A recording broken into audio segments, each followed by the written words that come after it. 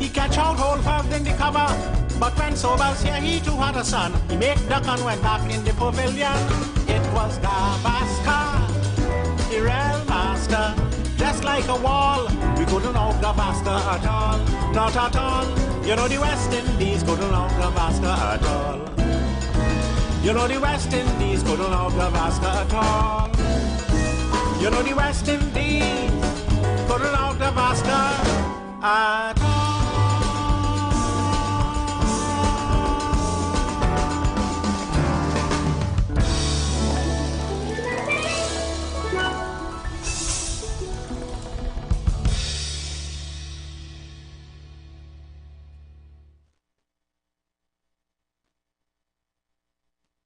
So, good evening, ladies and gentlemen. We are here again, the umpires.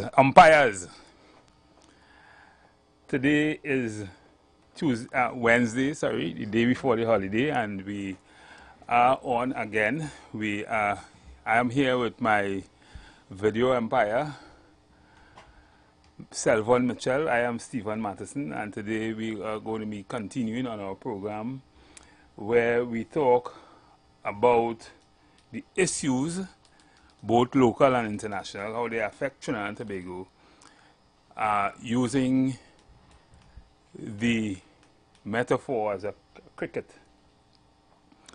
metaphor. So I have with me, of course, Selvon Mitchell. Selvon, you want to say good evening this evening? Well, good afternoon. Well, it's past 6 years, so it's good afternoon. Good afternoon. Trinidad and Tobago, the listening audience, good afternoon to the management and staff of 91.9 FM. Right. And Square Leg isn't here as yet.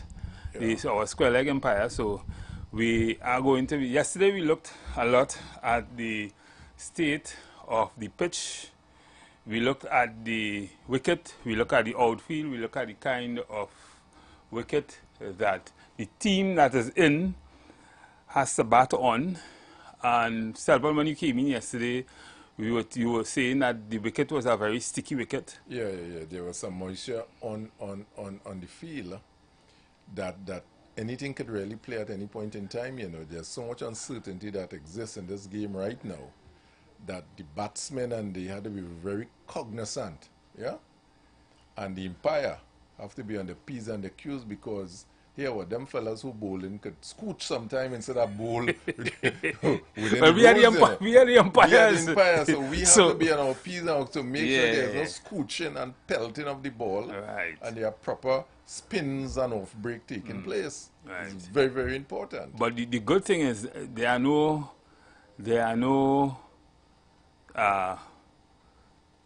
conditions where we can tell the batsmen or the bowlers how to bowl.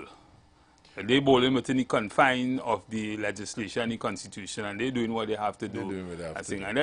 And then you in the stand, you will say to us, the umpires, if we make good decisions or not. Yes. But more than that, you will tell us how you feel the batsmen batting at this point in time. So today, I think the two batsmen that are at the wicket facing the ball today would be national security.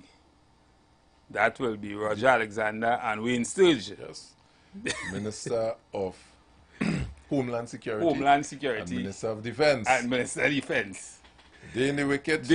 Some balls will be bowling. We know the batsmen on the other side who opened like that didn't do so well. And the pavilion, the pavilion would have tell us that. Yeah. Right? They didn't score much runs in terms of, one of them stayed in the wicket for very long, but he didn't really score. He didn't really score. Most of the time he was just blocking. He didn't really score no runs. Being in the wicket, taking lash in his chest and his back. Yeah. All kind of thing. I think in the end he get bouncer and he get bowl out. He get bowl out in the end. But he wasn't really impressive, in my opinion. Yeah.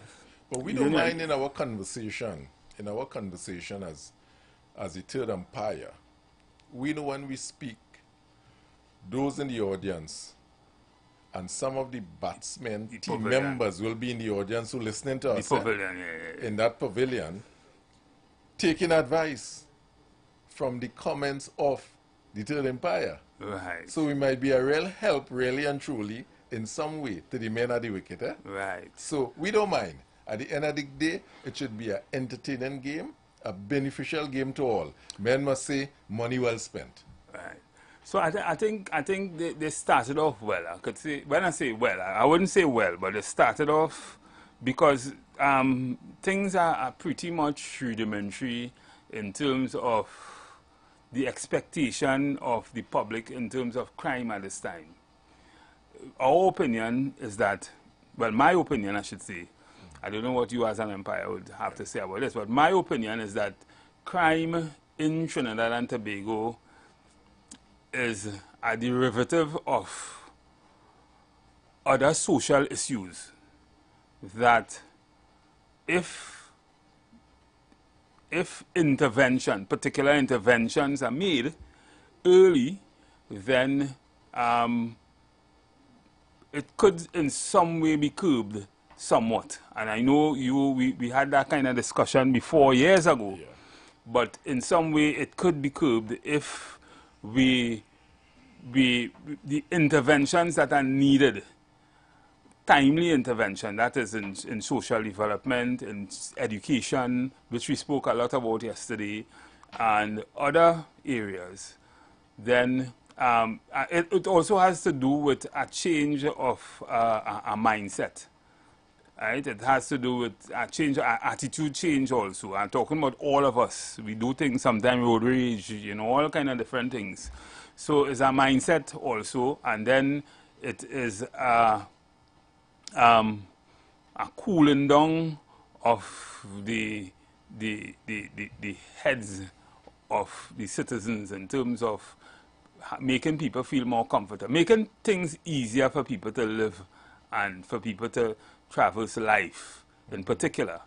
And there are various areas in the economy or various areas in governance that could somewhat facilitate that in some way. What was your position on that, take on that? Yeah, simple position that says this. As also a management strategist too, you would know, before you try to or attempt solving a problem, you have to identify what caused this problem, so there won't be a repeat of it, yeah, to a large extent. And the symptoms of crimes is what we have to identify. There are about 7 symptoms of crimes that we significantly have to put our hands on and so forth. Governments in the past have seen, executives in the past have seen approach crime in a frontal way by we have more vehicles and more gun and more this and more that, and there's a frontal tunnel or silo way of approaching crime, and that is a mistake the teams who have been in the wicket have been making.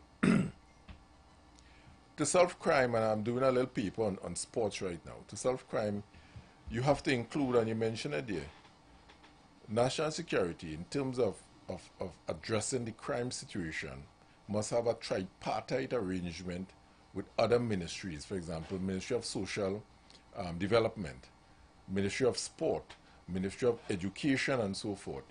These are some of the ministries that must come together in crafting an overarching policy to address crime in a country, yeah? Because we trying to deal with it at the end of crime, you know, with policing, you know. But that is the end of it. But if we start nipping it in the bud early, we could curb the need for machine guns walking on the street every day. Well, it's not so much nipping it in the bud because crime will be crime. So it will be putting things in place, using certain kind of interventions, putting it in place so that the avenue one and the need to commit crime would not exist. Yeah. Right? Yep. Because crime is not murders only, it's not gun violence only, you know, that kind of thing. And so they are all kind of crime. Yeah. But sometimes people will tell you that they commit crime because they feel that no other choice to do so. Yeah. Yeah. Right? I mean, today I was just listening to the narrative about the gentleman who killed his girlfriend, right? As a result of she exposing the relationship to his wife or his girlfriend and that kind of thing. And from what struck me was that he felt that he had to do that. He felt that he did that and he don't really care. She should not have done what she did, and as a result, he took her life. Now, that to me, as a society, a man should not reach in any way, form, or fashion the state where you feel you had to kill somebody. True. Right? And that has little to do with any kind of intervention that could be, that the government itself could wheel out. Yeah. But it has to do also with our mindset. It has to do with our mindset. It has to do with our disposition. Yeah.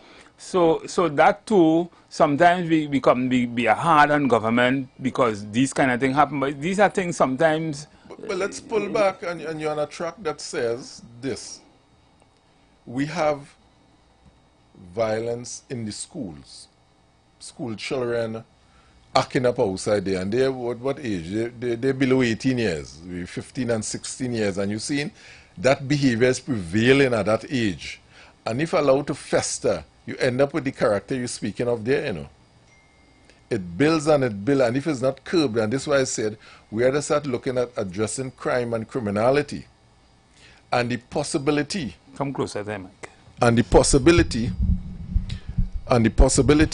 that if we start addressing some of the social ills, some of the mental ills and so forth in the society by looking at our social development, yeah, by looking at our school and our education system as the case may be, by looking at how does, okay, for example, Ministry of Social Development to a large extent should be able to tell the community what are the challenges. Remember we did a paper.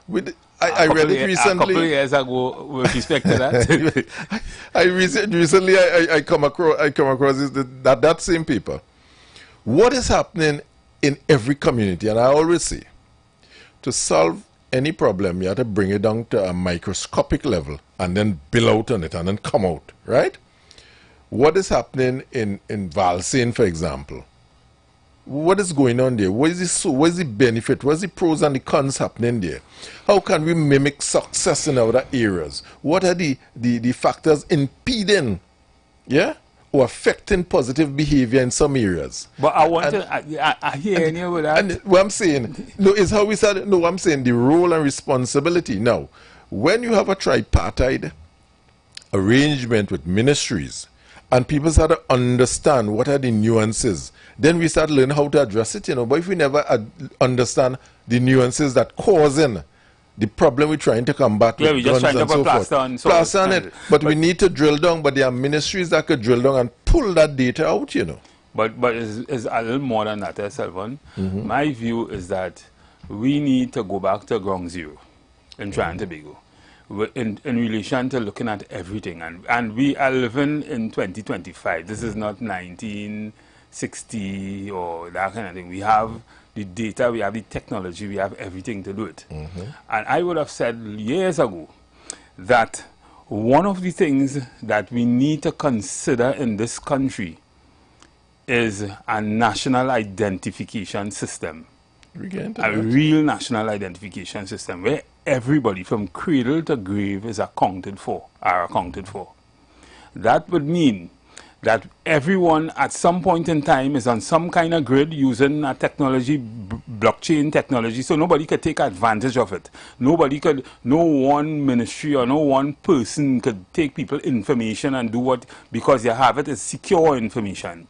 But at every single administrative level where that information is needed to be accessed, they can access it to deal with certain things. So a child going to school, a child stay home from school, right, would know. The system will know that that child wasn't in school. A child did something in school that they should not have done, the system would know and the parent would know. It must start there, to me. And that is easy. Listen, as a consultant in human resource management and employment law and that kind of thing, I can tell you that if you look at there are companies, I say this all the time, there are companies in the world with more people in it than we have citizens in Trinidad and Tobago, and they have what is called HRIS systems, where they know everything in real time about their employees. Yep. Why we can, you could buy that in a box. Yep. Why we can implement a system like that, put everybody on that grid, fix your legislation to suit that, and use it so you committed crime once. Brother Matty, and this is what I'm saying. Let's take a call, because sometimes it's nice to yes, take a call on this subject. Yes, good. Good afternoon, caller. Good afternoon to the two umpires, and good afternoon to your listeners. I just want to add to what you all were saying, because yes, in some cases we have to go back to ground zero, but most importantly, what we need are persons with willpower and a certain type of characteristics within them where they naturally want to do the right thing and feel inclined to do the right thing regardless of what time it is, when it is, who is wrong, and things like that. Because look, we're hearing things from our police service about this still having challenges locating some female girls who put some licks on a female. It's like, so is that when Gary Griffith left the service, all that he brought with him to it that showed the ability for the police service to change, right? All of that went with him also.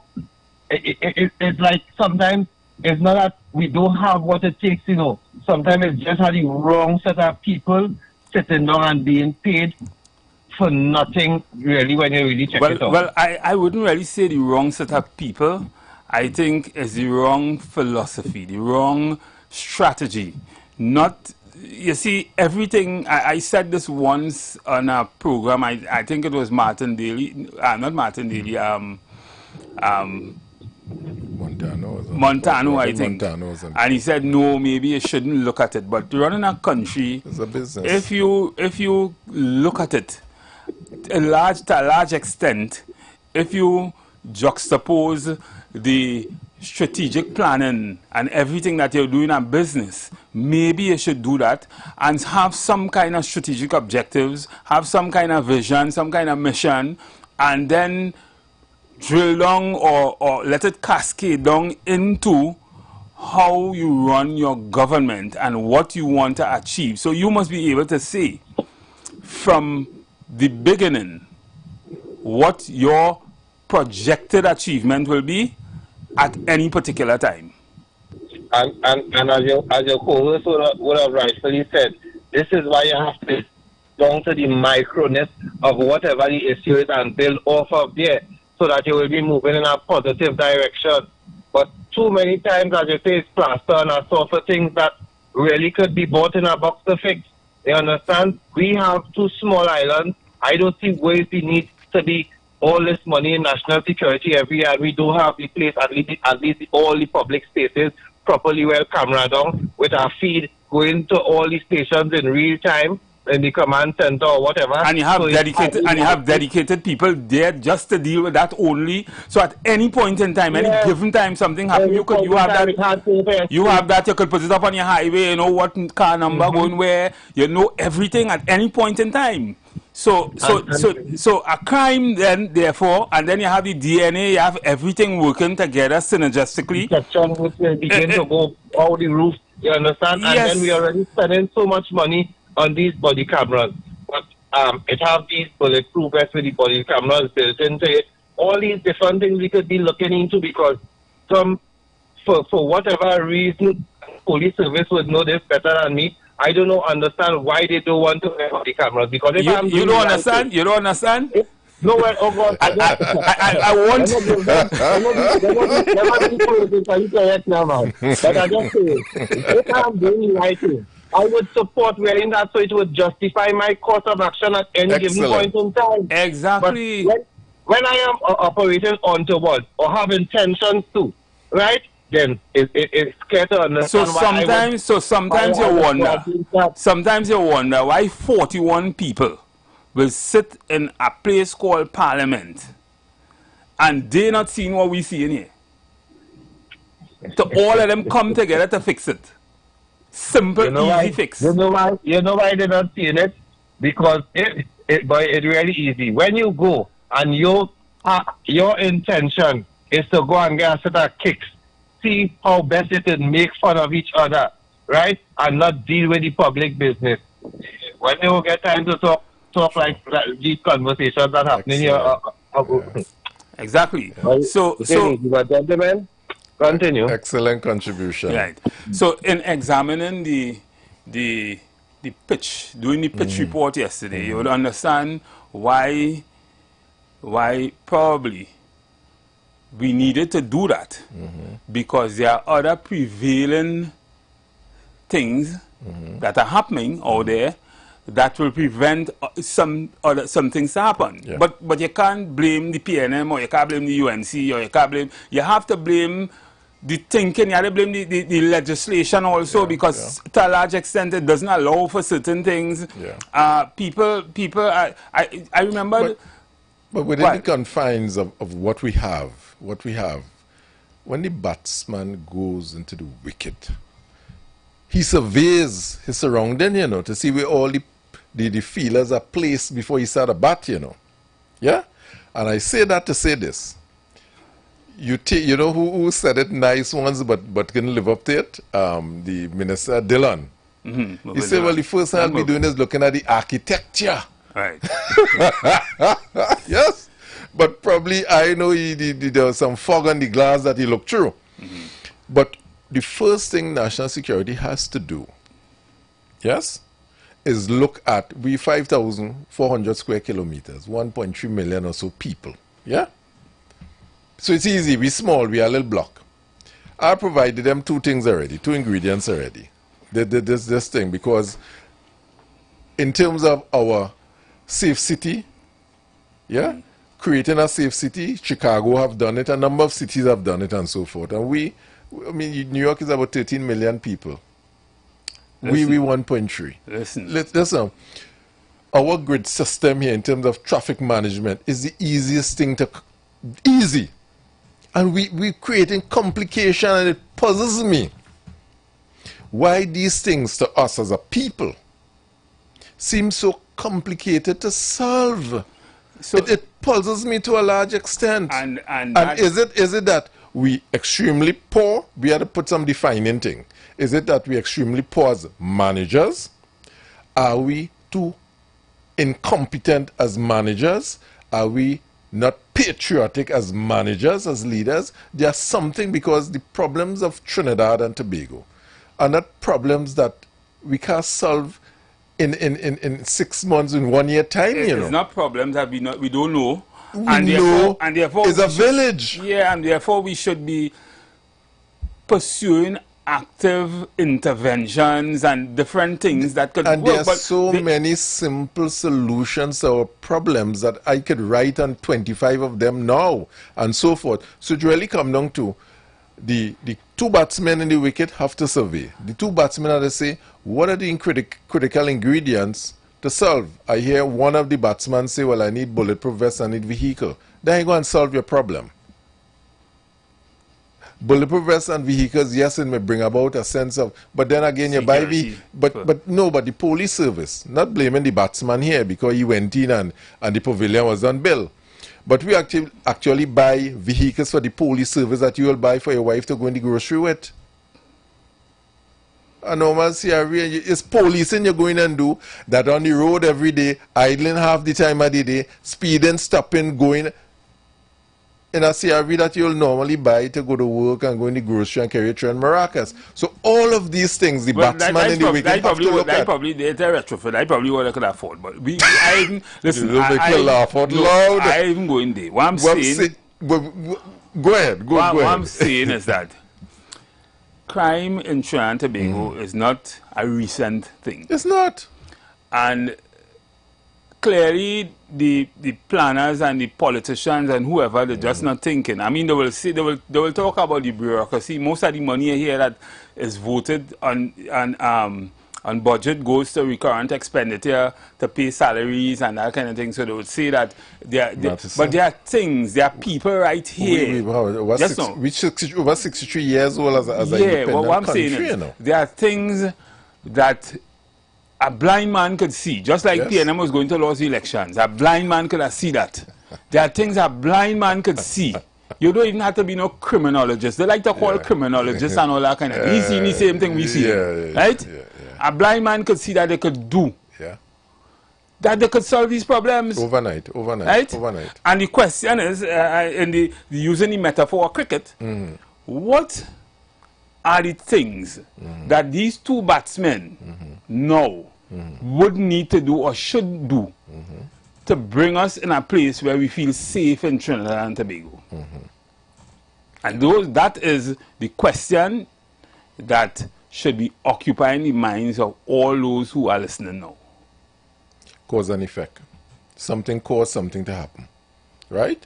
In Six Sigma, we have something called DMAC, where you define what are the cause of the problems that I come here to solve. Some is causing this problem. Yeah? And some defining have to take place. Into what kind of ball is he bowling with? After bat, I come to bat. What kind of ball? I see that caller on the line. Yes, of course. We had to take him. Yeah. Good afternoon, caller. Thank you for answering my call. Good afternoon to a gentleman there, 3 or 2. Well, the square leg is not here as yet. All right, okay. Well, I know it's 2 then.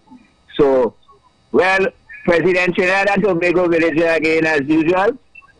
And, well, I big up all the program, well nice, because it was a very excellent program, although at the beginning kind of deployed, but it ended up to be excellent. So I big up the program and make sure that that Trinidad and Tobago people know that this program is what I may call a university program. Wow. Because you see consultants of whatever subject matter is there.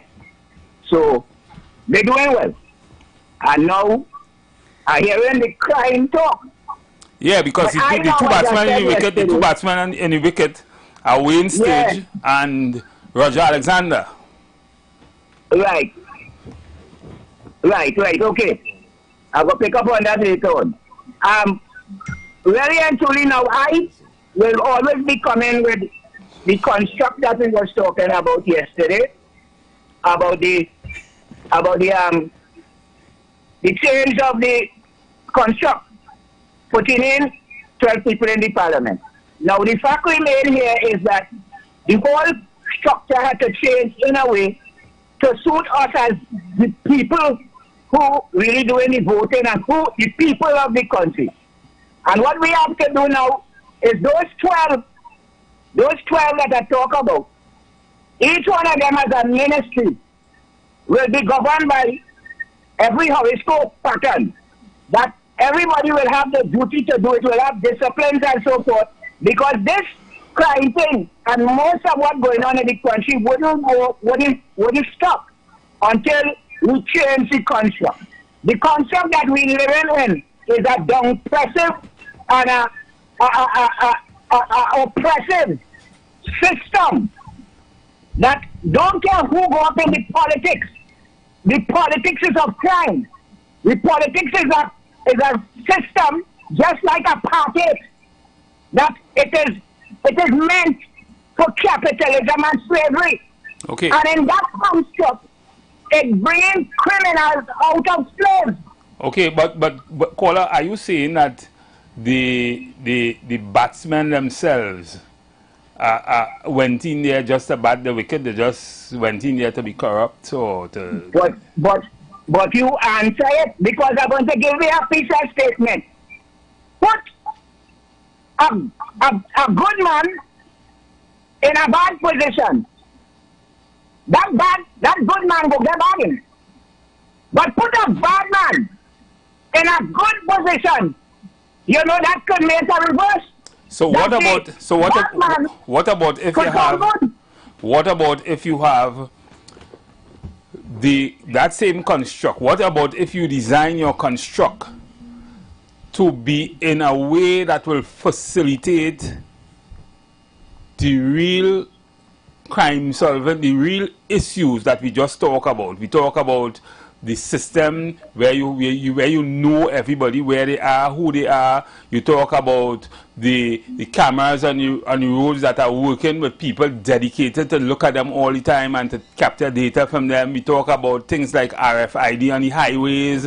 When an accident, you go in any first world nation, you will see those kind of things, and therefore crime. Yes, no, and therefore crime will be very difficult to commit outside of your home at any point in time. My fellow Empire talk about safe cities, and I don't know if you understand the concept of safe cities, but it deals with even my camera in my yard integrated with the cameras on the streets, and therefore when something happens, when somebody come and break your house or whatever, it feeds into the national security network, and then of course you would now have systems like you will now be able to know, if you have all the things that we spoke about, the things like DNA and digitization of national identification system, you now know exactly who was that broke in your house. You know where he is, you know at any given time where he was,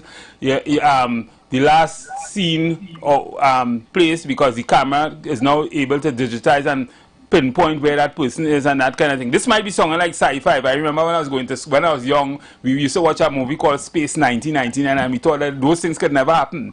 But them things happen now. It happened a long time. So is it that we are not thinking as a society? Is it that we are not coming together, working synergistically, both PNM and UNC parties, to ensure that at least we have, as nationals, that we have that kind of systems using those kind of intervention to solve crime in Trinidad and Tobago? You answer your own self in a sense, because now let me reverse the whole thing from now to the past. What we have now is a multiplication of what was before. Now, what happens to the human mind is that in most cases, because of this system that we grow under, it is evil. It becomes evil to almost every content. The mind of the human being has to revert now to honor and consciousness, love, truth, justice, realization of disciplines. If he do not have that, then he would go nowhere. All the points that you draw there just now, all of that is good. It is good in a time of today. We didn't have those long. We didn't need those long time. So you now see where you have to change the mind of the human being personally now. That is the reason why. You know, I mean, in all respect, the philosophers talk about that a long time. Yeah, we had Hobbes and Rousseau, and they talk about a brutish society without laws and without certain kind of construct to deal with people and society. So talk about it in terms of that is it. That is it. Construct that we talk about here. Right. That is why if given any chance to offload the consciousness of what I'm talking about, the 12 disciplines with 12 portfolios. It's going to also have 12 ministries, and those same 12. But each horoscope will be carrying the ministries, each horoscope going to be carrying portfolios, and that each one of them with the disciplines, it's also having disciplines to each one of them. Okay. And the center of everything is the word they call truth, which identifies the God, truth, reality. So that because of that, and inculcating it into the minds of men, it will start to bring forth what they call a discipline. You cannot get that in this one single time. You can't get that up just so. That will take a term to go. So we have to actually realize that before we get better, according to the scriptures, things will have to get worse. All right, okay, caller. Okay, caller. Caller, let's give another caller an opportunity here, and we have. I hope you understood, though. Yeah, we do. Right. So, Ronaldo, what's your take on? Well, good afternoon, Trinidad and Tobago. I was listening to the discussion, obviously, on my way, and the thing is, we have pointed out some things which are pretty obvious. But we owe it to ourselves then to even speculate why. Why not? Why not those systems? Why not RFID? Why not those HRIS management system? Is it beyond us? We said yesterday, we established yesterday some of these things, just like in the game of cricket. All the different technologies that they use are not new. They're not new. They've been out a while. How come we are still here? Are these things discussions that we should be having? We have a limited budget, so we'll know there'll always be financial constraints. Crime, however, gets the largest allocation. Because you have plenty more people to pay, you have more recurrent expenditure. But you hinted to something in the conversation with both of you all, among yourselves, about data. Are we really using a data-driven approach? I don't think so. I hear data when it is time to justify how low the murder rate is, or a drop in the murder rate. We hear that, a drop in the... I don't know data. Yeah, we have figures. We have figures like that. Figures. Correct. We're not data-driven in Trinidad and Tobago. I mean, real data-driven. We're not really data-driven. And that, as you said, should inform policy. So then the question must be asked, on what basis? And you know, there are politicians, past and present, who will tell you there, but they can't tell you, given the amount of money they spend on it, what was the results, what we get from it. We guessing still, we operating like blind people, you know, in Trinidad and Tobago. And on what basis do we make these decisions? Just reactionary? Do we react to heinous crime and then we police a hotspot? So are the criminals then dictating how we police? This morning I was listening to, I think it was a program where they were talking about, you remember the minister that died sometime in December last year? Yes. In the fire? Yes. And there might have been something nefarious. Yes. About that fire. Yes. It was hinted since then that she might have been killed as opposed to it just being an accident or whatever. Yes. But the thing is, an investigation was commissioned. And I don't know if there's a reason why we ain't hearing about that investigation. I mean, I can't see, if you take 6 months or 8 months to do an investigation like that, then maybe this might be something like the divers that died. I mean, that died in the pipeline. Well, we can call it as we see it here, as the umpires. And it is my view that sometimes... When a company call me to do an investigation, they paying at the time for the time. Well, you see, the objective there is different. Well, the objective is what? Prosecution? Often enough, in what we have seen, from the evidence we have seen, just like commissions of inquiry, that is when you want an issue to die. Correct. That's the only conclusion. Because you ain't going to do nothing with it. Nobody again prosecuted. Nobody again take no responsibility. Them fellas work until the end. I mean, and you have gotten the whole society and the community involved. It becomes so emotionally charged. You understand? How could it lead to serious prosecution when everybody in it on the TV? I would have problems if that was my client. You understand? Well, everybody jump up in the string band. So you want to believe that sometimes, for me, in my view, it's I mean, they know that they're brighter people. We talked about bright people yesterday. Bright and intelligent. Correct. Correct. And they send these things there to die because, as you just hinted, we don't know what is the outcome of that investigation and many others like that. So and you know, just listening to what you see when you talk about sending with bright people, I mean, there's a moral imperative here. Yes. Right? And I always talk about it. If you look at Kant, Immanuel Kant, and you look at all the other guys that Aristotle means an end. So some of them will argue that, well, it may have more fallout state if we leak it to the public, and so it might be better not to say anything. But listen, you pay for investigation, right? It can't be 8 months going on. Otherwise, then the time done pass. They probably clear that place already. Tell me what happened. Well, stranger things have happened in this society because we have merit lists that nobody sees. we had Sean Luke and the little boy that we have all kind of things that we could talk about, even from way back in the Scott drug report and you know all that kind of thing. Nothing ever comes out of these things. So then why are spending we money for? Yeah, it begs a question on where we're going with this. Are we reacting? We putting more boots on the street.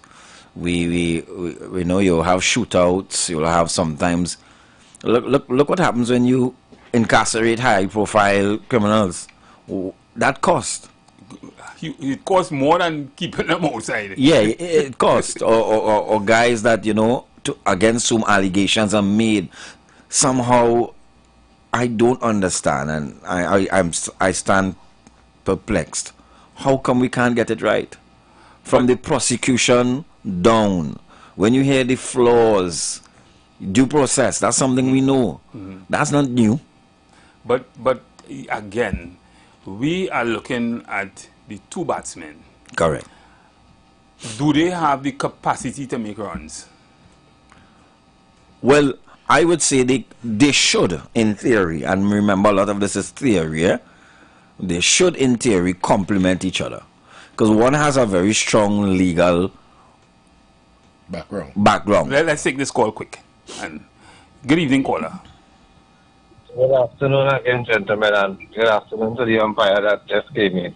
Good afternoon. I believe the reason we're not getting it right is because a lot of persons have become so in love with money more than getting a working solution in place to fix the ills of our country. I believe that is the cause of it. Love of money. Right?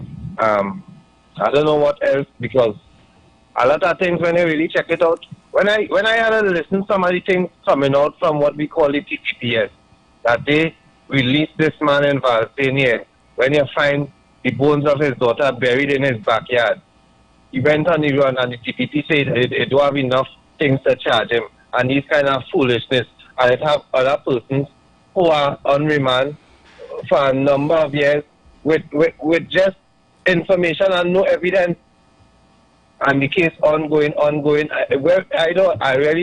There's so many different things have to be addressed all at once, but it needs a group of people who understand what is going on and understand what it takes.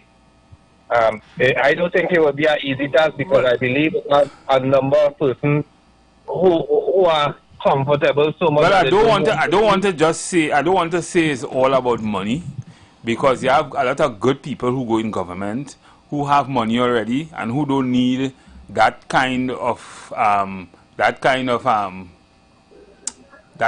assertion that is all about money. I know Wayne Sturge personally, and I don't think he needed to be there as much as he's there. And in talking to him, we have a good relationship. He would have indicated that he's there for country, because otherwise he would not have been here. So yeah, I mean, I hope and trust that it would remain so, and that would spread and become contagious among all these persons who are holding power and high office in this land. But they could make plenty runs, because they have a lot of runs to make, because of all that everybody should know by now. Because look, we discussing it here. Look how much issues we're raising. They're supposed to be aware of it, right? And sitting down and trying to see how best we could come out of it. So it have a lot of runs to make. It may not be perfect, but as long as you continue going in the right direction, people would recognize that. So, caller, let me engage you a bit. You are a member of the public, a citizen of this country. You understand the limitations of what government can and cannot do, and can't be in your house and can't govern your relationships. But what are your expectations as a citizen, as a common citizen, in relation to crime? What are some of your basic expectations? I know we can't get everything. We have understanding. It's been a while. Well, tell me, what are some of the things that trouble you? Some of your basic expectations. Right. I would expect, right, based on all that exists, that the people who are charged with the responsibility to take care of crime at the different levels would operate in a certain manner. So the people who have to provide the resources would have already thought about hammering down all the public spaces, at least starting in Tobago, because Tobago is smaller, and build on that model and move it over to Trinidad, right? I would expect that because so many people is be talking and saying things about the police, and the police sometimes is give false narratives, I would expect that it is made mandatory that they wear their body cam every time they're engaging with the public, so that the footage can say it all for itself, and you don't have to go on the testimony of either. Okay, so Kola, you need to hold your thought on that. We had to go pay some bills. When we come back, we will discuss a little more about that body cam issue and how that will assist the state of play in crime today. You've got bills to pay, and so do we. Let's go pay some bills on the street 919 FM.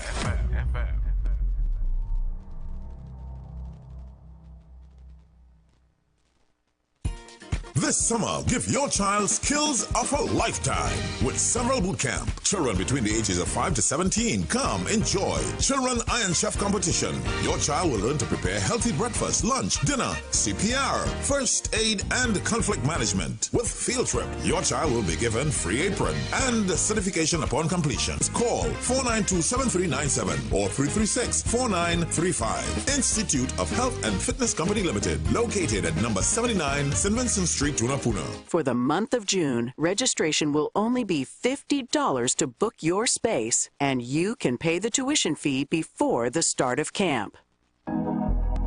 Campari, Red Passion, embrace the mix. Campari Red Passion, embrace the mix. Must be 18 years or older to drink. Drink responsibly. This is Roger Boynes. I am contesting for the position of General Secretary for the People's National Movement in the upcoming internal elections scheduled for June 22nd, 2025. I am a former Member of Parliament and Minister of Sport and Youth Affairs. I bring to the office of General Secretary experience, dedication to hard work, a commitment and respect for the membership who are the very backbone and foundation of this party. I'm prepared to focus on rebuilding this party with the help of all. Vote for Roger Boynes as General Secretary. Vote for a stronger PNM. Vote for a stronger nation. Ikaro, I am Alatumishe Ifabamishe Aganki, better known as MC Duke. And every Monday between the hours of 9 p.m. to midnight, I host a show called Orisha, The Way of Life, right here on the Sheet 919 FM, where I have guests passing through from the Orisha Ifa Baptist Diaspora to educate, edify, and inform you, the listening public, about Orisha Ifa practices. So remember to tune in every Monday between the hours of 9 p.m. to midnight for Orisha, The Way of Life.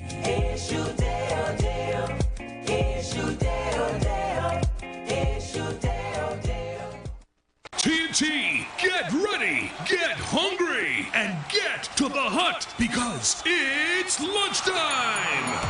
From pizzas to pastas, breadsticks to cinnamon rolls, Pizza Hut's all-you-can-eat lunch buffet is all yours for only $55. Sundays to Thursdays, 11 a.m. to 2 p.m. and extended to 4 p.m. on Sundays. Check socials for info on selected locations nationwide and take your hunger to the hut. Pizza Hut. Now that's delivering.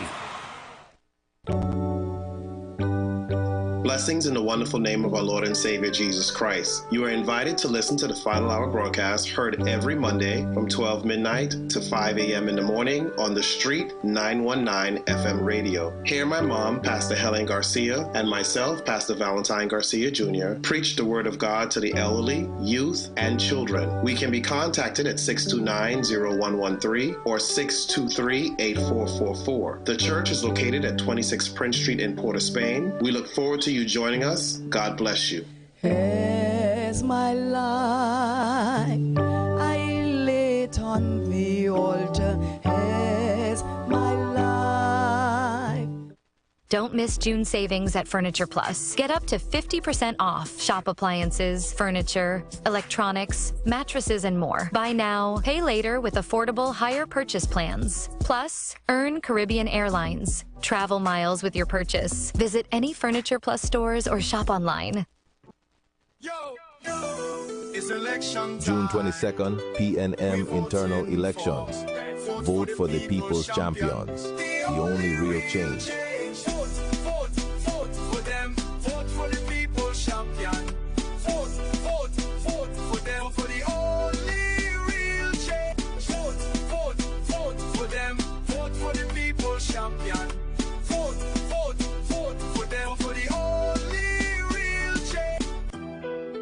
June 22nd, PNM internal elections.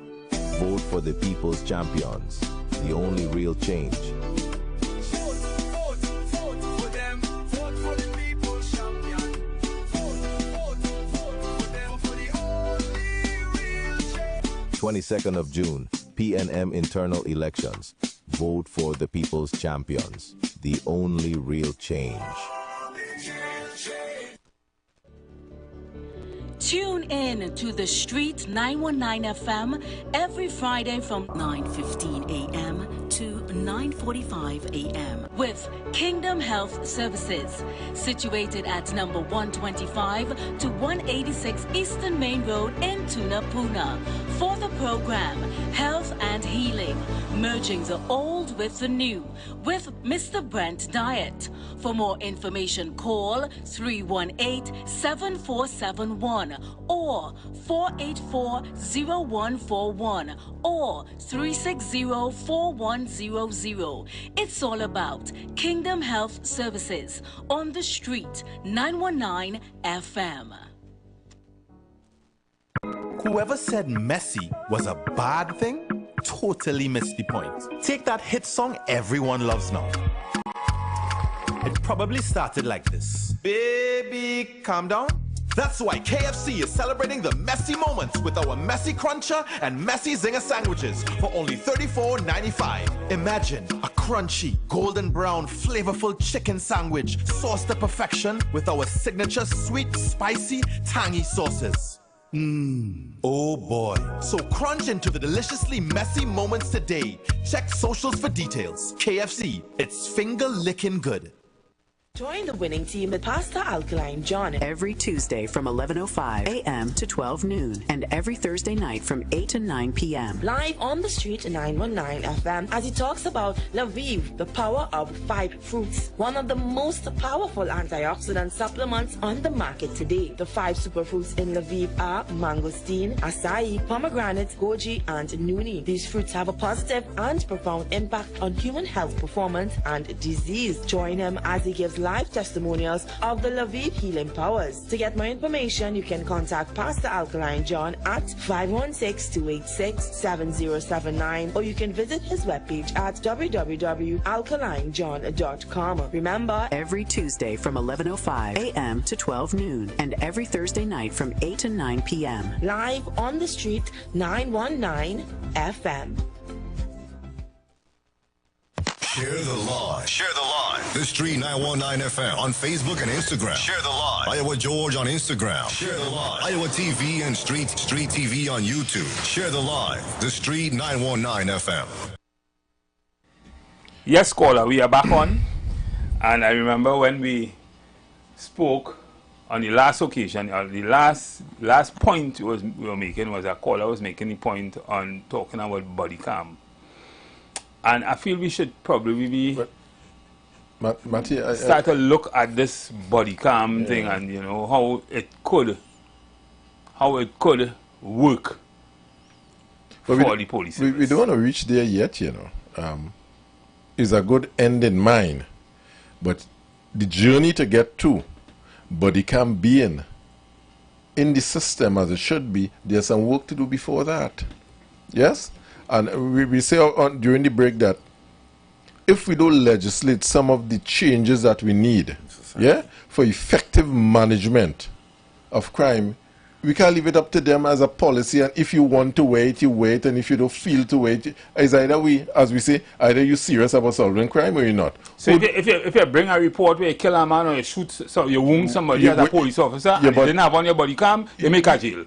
But we had to legislate those things because we can't make it internal police policy and so forth, and people and it's argumentative. We had to legislate certain things. And therefore, both teams, right, must the red come team together. And the yellow team had to come together and see that as a national national policy or a prerogative, you know, an imperative that we must do this in order to arrive at a situation where we could put some kind of cap or some kind of control on the issues, because half of the problem with crime in Trinidad and Tobago is the police service. And we can well, you see, you're at the end point. You're going too much at the end point. the problem in solving crime is the responsibility of the police service. Yeah? You are at the end point that's saying... But they're responsible too. Well, I don't know that for a fact. In terms of numbers and the stats, I don't have no stats that says community, that. They don't know that.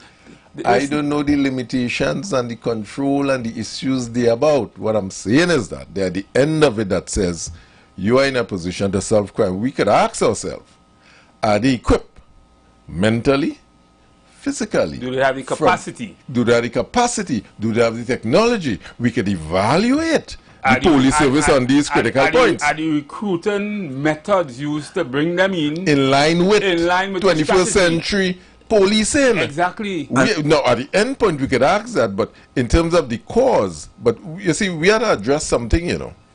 In preparation for the cricket match, yeah, you had to prepare yourself to bat a certain type of bowler. This is why you'll be in your training room now looking at some of the deliveries.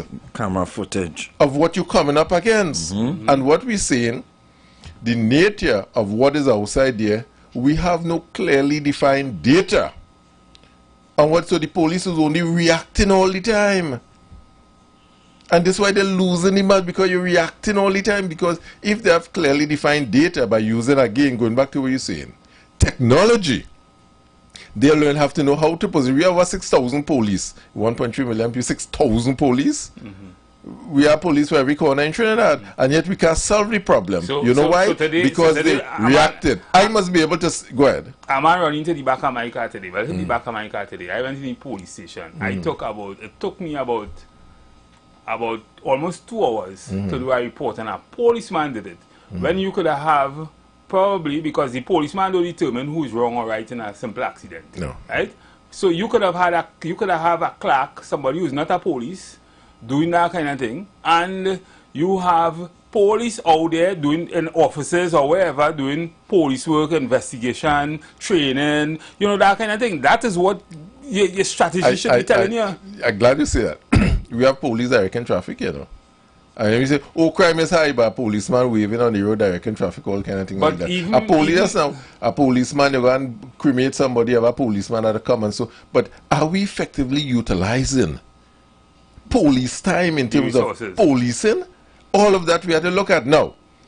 The batsman in the wicket, he responsible for, you know, for policy.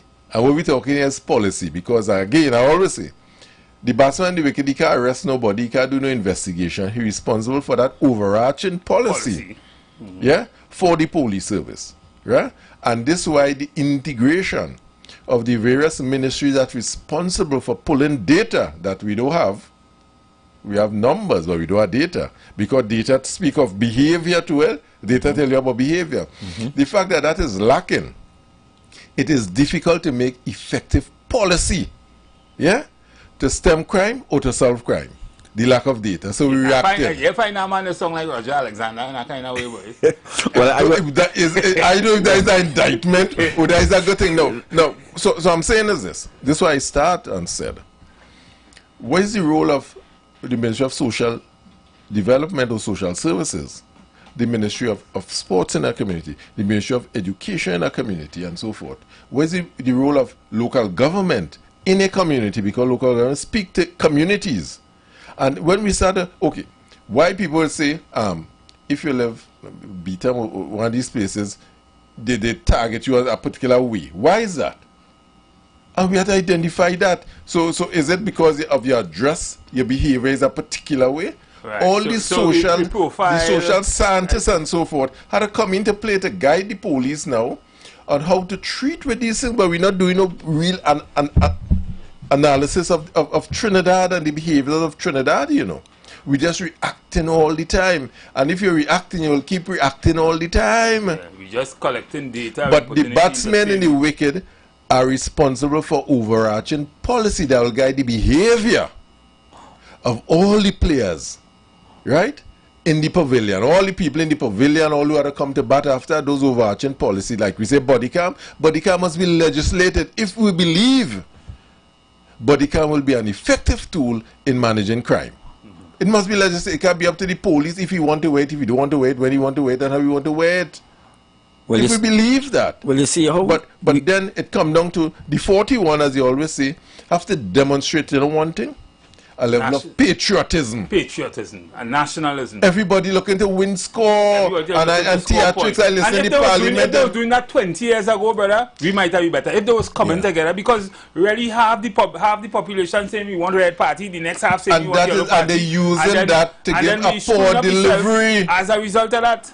Well, after election done, there's only one color, Trinidad and Tobago, red, white, and black is one color. We must define it as one color. We must mix red, white, and black and see what color. And are looking at the Republicans and the Democrats, and they, although they're united for the wrong thing, killing people, they're uniting. They're singing the same song. Well, remember in the field, in our own domain, we understand that in Israel and in Gaza and all you see, again, I had to teach a Six Sigma, You say the Republican and Democrat uniting for the wrong reason to kill people. You had to ask yourself, if the Republicans and the Democrat come together for something, there's a benefit somewhere along the line, Well, yeah, of course. When they came together, there's a benefit. The military industrial complex. Because they're wrong. Well, interest. Bringing it back. As you all are practitioners in the court, and there's something called interest. So you're saying that only, and so what in the interest in this case is seen a better Trinidad and Tobago. There's the interest we have. Correct. And the 41 must have one interest. I better Trinidad to win points. It's not a matter of winning points, but with Trinidad and Tobago benefit. Yes? If we do this, or if we support the next side, they will look good. So, gentlemen, bringing it back to where we wanted to go with the discussion. At the end of the day, just as in the domain in which we operate most, we understand that the employer has certain duties and responsibilities, certain prerogatives. For instance, discipline is a prerogative of the employer. You can't ask an employee if you want to come to work early and what time you think he should come to work. Good. And the analogy is the state, when it comes to crime, must have a very clear legislative agenda. Yes, agreed. We put so much things on the police commissioner, and then we easy to blame him. He blamed the workers. He's a worker, He's a worker, before he doesn't sit down. And he answered to the police service commission. Good. Who have certain authorities and limitations, but all of those things must be in context with the government's agenda. The 41 agenda. What is the government's legislative agenda? Yeah. Not just the government legislative agenda. As I will tell you, it's not just that. It has to do with the philosophy according to your strategic plan. Yep. Where you want to go, you're running an organization, the first thing you will do is you will have a strategic plan, you will have a vision, a mission, a strategic objective. Yes. Where you want to go, it will cascade down into other things, HR, operations, engineering, tools and equipment, whatever. all of that. And then everybody will do their part. Yep. But if there's no overarching philosophy, but no real goal, no goal that you plan out. You sit down and plan, so and it's this is what reactionary. You You see, right? it's reactionary. Right? That's Something the problem. have Operation Anaconda, Flying Operation Mad God, Operation Flying Goat, all kind of thing, and then what? Reactionary. And as you stop it, things just go back. I make the issue with the legislative agenda because some of these things don't require legislation. Correct. Therefore, they're not really in the purview of the parliament. The commissioner could do things, but what he can't do is legislate.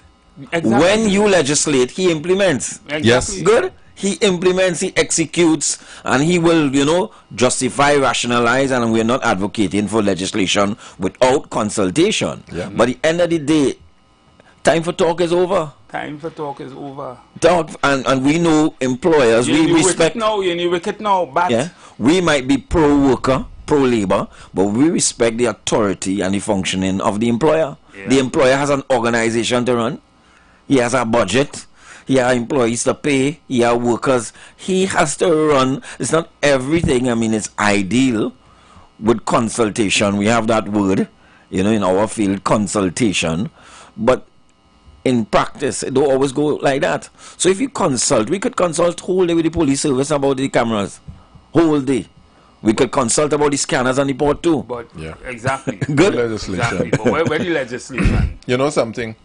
I think and Lee Kuan Yew, I mean, it goes back to Singapore. Yeah. It goes back to Singapore and their development and do what's need to be done. Yeah, their procrastinating. Overarching developmental goals. Was legislated. 40 years ago. Was legislated. Whoever come in office, that follow that. Well, you see, we've been so obsessed in the West here with democracy. We believe that everybody is an expert. Everybody have to have say. You see the police and all trying to do their job. Don't touch she. You cannot arrest her. You are the public instructing the officers what to do. That is our idea of democracy, and we have reached a stage where anything goes. Anything goes. Anything. Sometimes you don't even know what right from wrong. Is vending legal? Is it illegal? We ain't too sure. Today it happening, tomorrow it ain't happening. Tomorrow they go on with your goods. Yeah. Next day you're back again. And they pass you straight. And they pass you straight to them and say, well, you're confused now. Yeah. Am I right or am I wrong? You didn't know. Yeah. You don't know. We playing Flash Gordon here or some kind of thing like that. People who have to make that clear is the state. Is it right? Let me hear what the public had to say. It looked like the same person. Let me hear what he had to say. Yeah. Good evening, caller. Yeah, I just wanted to ask two quick things in terms of the question the guy asked me with the crime. Every time the government and its members make mention of corruption, they ought to implement some sort of legislation so that it wouldn't be used the next 5 years again, but person would have to face penalty for all the corruption allegations and these kind of things. If you could sum up whatever the previous action was, and you determine it to be that, legislate something so that it will be a arrestable offense, a criminal offense, so that not right we will be hearing politicians and ministers in corruption or the thief and all kind of thing, but no redress for the country. Well, sir, in all due respect, information really is not really evidence. And you can't, anybody can say anything about anybody. Right, but one thing is, if they have the information to come to that conclusion, right, of making these allegations, both parties guilty of it, right? If they have this information should be dealt with in such a way, okay, every time we inherit something, we had the information and it's not turning into evidence, let us put something in place to make it easier for persons to face the penalty for all that we are accusing each other of. That is very simple. So what and the thing is, one more thing. Mm-hmm. Yeah, one more thing as it relates to people telling the officers how to do their work. You see, the nation have become so accustomed to not all the officers being on the same page. They vary at times in terms of what how they carry out their duties, right? So the persons in the public know always to know how much of the law they really know and don't know. So in some cases, they will have persons who know more about policing and the laws of Trinidad and Tobago. They're more familiar with it than the police themselves, right? And not all the time it is that. And as it relates to the vending thing, they're not just passing them straight the next day. Sometimes they even purchasing items. You understand? So it's a whole mix of all kind of mad activities. But some days it's acceptable, and then other days it's a right. So, caller, you could understand the confusion the members of the society have. Yes. You understand? One day you get a ticket, next one say, oh, get a blind. Good. So you do it the third day, but the third day he wasn't there. You get a ticket again. Is it an offense? Is it not an offense? You understand? We say it's discretion, but discretion confuses these things. So from the public point of view, you see people in the public doing things and you want to know why they're still doing that. Isn't that wrong? You telling yourself driving on the shoulder is obviously wrong. And people doing it every day. Right. So people have learned, I'll use that as an example because, people have learned in Trinidad and Tobago, we like slaves. We learn to only conform when you whip on us. When Massa is there. When Massa there, right? Yeah. And therefore, and that's why when I was referring to the technology earlier on, and the technology could do some of that for us cheap, very cheap. Without we have everything, you know, and we have everything. We are exposed to everything. I remember driving on the highway in Miami, and you seeing signs. We charge you every time you pass. Something to that effect. And how they doing it? They are RFID, so we know your vehicle, we know everything. Let me put it this way, and you're so correct. So we started putting these speed cameras on the highway. Yeah, and we replaced that for police with camera. For a camera that thing. You could only use when rain is falling. Say rain falling, you could speed. It's crazy. And more human resource, more manpower, more everything. 35 police on the road and I get one man speeding. Blocking the road, producing productivity. At this day and age. Hours on the road with one set of roadblock and all kind of stupidness. There's only do them thing in first world country when you're in a manhunt and you know a man coming along the road or something. Yes. You don't do them thing ordinarily. So those things demonstrate to us clearly as the public, the police are ready yet. They're ready yet. They're thinking. National security as a whole are ready yet. Because as I always tell people, once a bandit can predict, he can overcome, you know. Once I know what time you're leaving, rain falling, the report will pass up. So here what's going on. The bandit is going on the road. He have a lead car. Hey, road block up the road, boy. Take a corner there. They are a little while. They are cell phone. Exactly. So you have a lead car up in front. Hey, now, boy, let's take the next corner. Don't come up here. Police up ahead. Where you feel the bandit actually coming on by yourself? You have a lead car because they planning. You're catching nothing. You're catching because they're planning as much as you planning. I remember once being in a meeting with the person in charge of Port of Spain. And Mia? No, policing we were talking about, right? And the officer was a female officer, and she was lamenting to us. We were dealing with obviously schools and violence and etc. And she would say, "Listen to me. We'll be hearing them on the radio. They have radio. They have lookouts. They're very sophisticated. And don't come and tell me you're going to ban that, you're going to stop. That ain't making no sense. They'll find a next way to communicate. That ain't making no sense. They are to ban cell phone just now. You're going to ban cell phone, you're going to ban everything, you're going to ban drone. You're making no sense. So the way we do... You have to do things for a reason. The way we do what we do reactionary is very troubling still. And I feel it for the officers who just have to follow instructions. Because they just instructionary. I don't know to what extent they are involved in crafting the solutions. I don't even think they understand why they're doing something sometimes. They don't even know the legislation and which they're charging you sometimes. So many cases go to the people get charged for and then they get dismissed by the DPP because it doesn't make no sense. You reach in court, you waste police time, you waste magistrate time. That is if they show up. You waste all kind of time. Right? They're ready to prosecute yet because they have all the information. You're in jail 2 years, You 2 years now, and nobody else doing. But the thing is, all of that, when you really think about that, all of those things are the reason why we have so much bottlenecks. We have so much crime. We're spending so much money on all kind of shit. When really and truly, let's look at it on the flip side, from the worker side, which is the side we can look at it. You apply for promotion years now. You don't know when you gain it, if you gain it, how you gain it. You talking? I don't know if you want to go down that road. Yes, because you see, we're talking about a unionized environment. No, not even without unions, right? You're talking about a worker. You want a productive police officer with a certain work ethic. That just doesn't come just so. Moral motivation. That doesn't come just like that.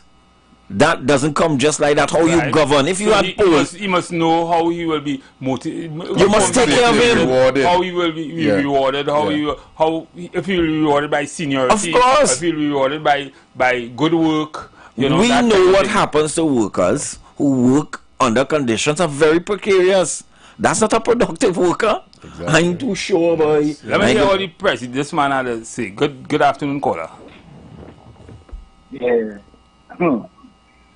Let me say what I had to say. Only give me a second here. Now, all these real educated people, I ain't have a certificate. And I listen to all the program nice with information and so forth. You know how long I'm calling all you? But here we're going on. See all you there. And all you're talking university conversation, university mouth. with all the speed and the amount of things, I may not able to understand all, but I could understand some. Give me the privilege to invite me into the conversation. I could say 2 little piece, or let's say 2 piece, and we will understand out here instead of just listening and many words passing our ears in some respect. You need to talk to us. We need to able to give you information, and then you could talk a little, and then somebody else have a little. We need that. Yes, I will agree with the caller. Yeah, I mean, we need to hear what the pavilion has to say sometimes. What's going on here? Once the call, let the pavilion come in, we welcome the pavilion. All the time. Make a contribution. We want to hear the pavilion. We're listening. We want to make sure we fair. And what's going on here is that now, I give a little certain circumstances early on, and I'm telling you the truth. I start now here with the education. Now, here the kind of thing that's going on in our world, especially being governed by masses and them. You have the educated who really, as we talked yesterday, those educated, what they educated with. They ain't educated with knowledge of the ground, they educated knowledge of massa. And then you have the who not educated, which they can't stomach the educated, so they live in vile. And put that now with the capitalist and the slave. And that's what we live in. If we can't find as the slave to put discipline, which I call you and I the slave. And if we can't put discipline to find a way instead of the construct that they construct for us to live, we have to come out of what they construct for us to live and live a construct of ourselves. That is why deliberating and debating with one of us, the poor and the rich in our system, is good.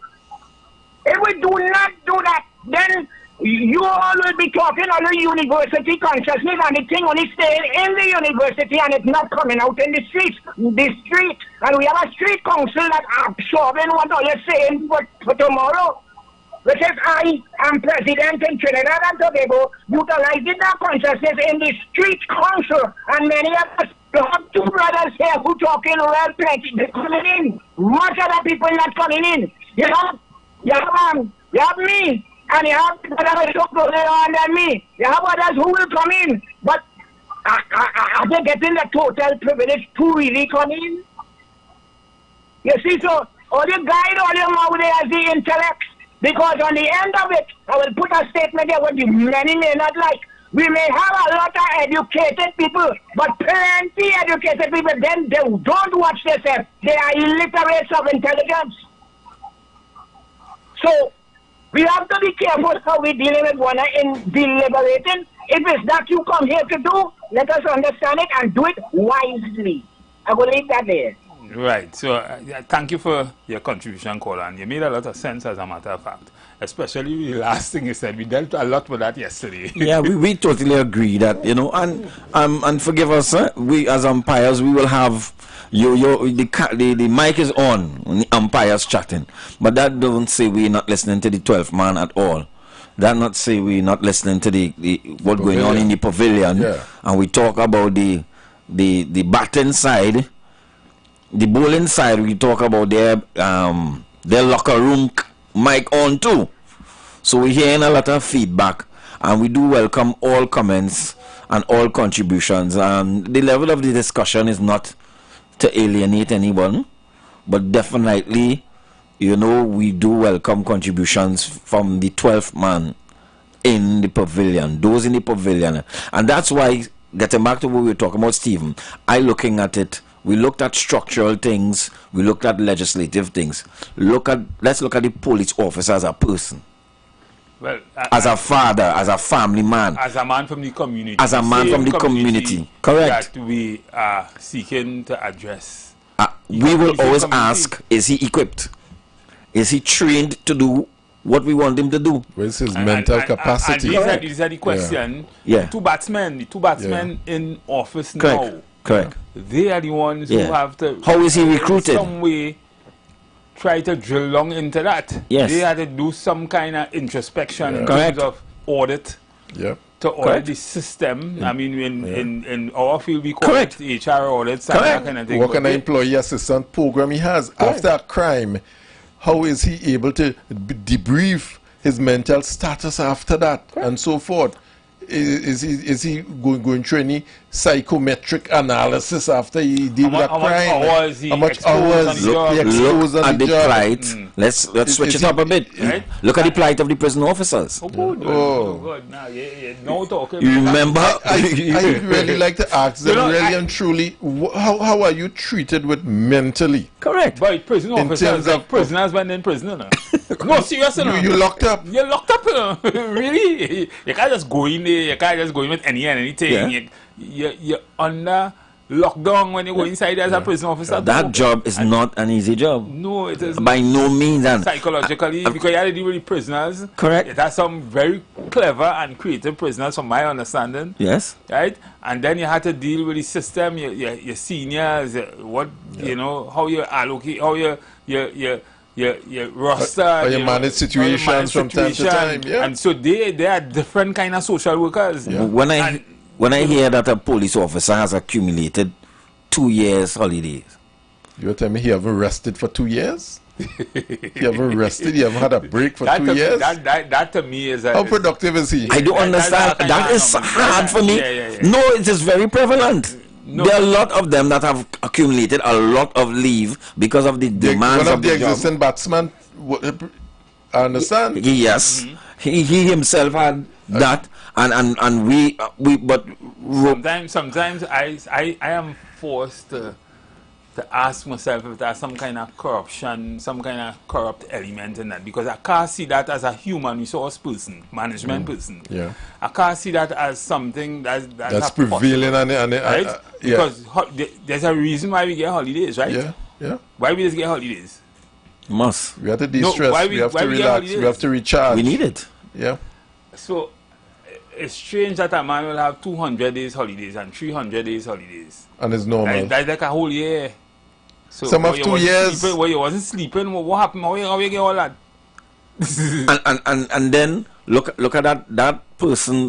Let's drill down. I heard about social development. He's a father. Yep. He's a father. And what has happened to sometimes these same officers, their children? They have children, they have family. But you take a vacation with your children. Now you tell me in 2 years. And I guess we'll come to that when them batsmen get how long and that new batsmen and get education and that kind of thing. But we were talking about that some time ago when we talk about teachers who live in Toko and teaching Sangi Gandhi and teaching madness. And by the time you reach home, you can't really socialize your children. No, you have kids. You have kids too. How do you rationalize all of that in your so when you're doing that, what's bringing up your children? So you see where social service come in. So you see where the crime is starting to germinate there, because the society now is bringing up your children. Exactly. So that 5 years or 10 years from now, but the society around you, the community around you. This is the community now. And for a large extent, your phone, your cell phone, and your laptop, and your tablet is your community. And in 15 years from now, we only have 2 machine guns waiting for you, where we could have stemmed it 15 years ago. Correct. So you said earlier we deal with things on the end part of reactionary. But is the person who we want to help solve all this crime, what kind of an individual is that? That is not an AI, you know. And he don't have Samsung on the back, you know. You understand? I hear stories about members out on the sea, right? You mean Coast Guard officer or something? And you have drugs and you have bills. Yes. You have mouths to feed. You have a decision to make. And it's nice for us to make the moral decisions all the time. God, again, yes, that next moral imperative. Yes, we pray that will always exist. Yeah. But the realities of these jobs, are we taking care of them? We want them to take care of us, you know. But are we taking boy, I applied for promotion 3 years ago. 3 years ago I went and do the exam. I never see the merit list in my life.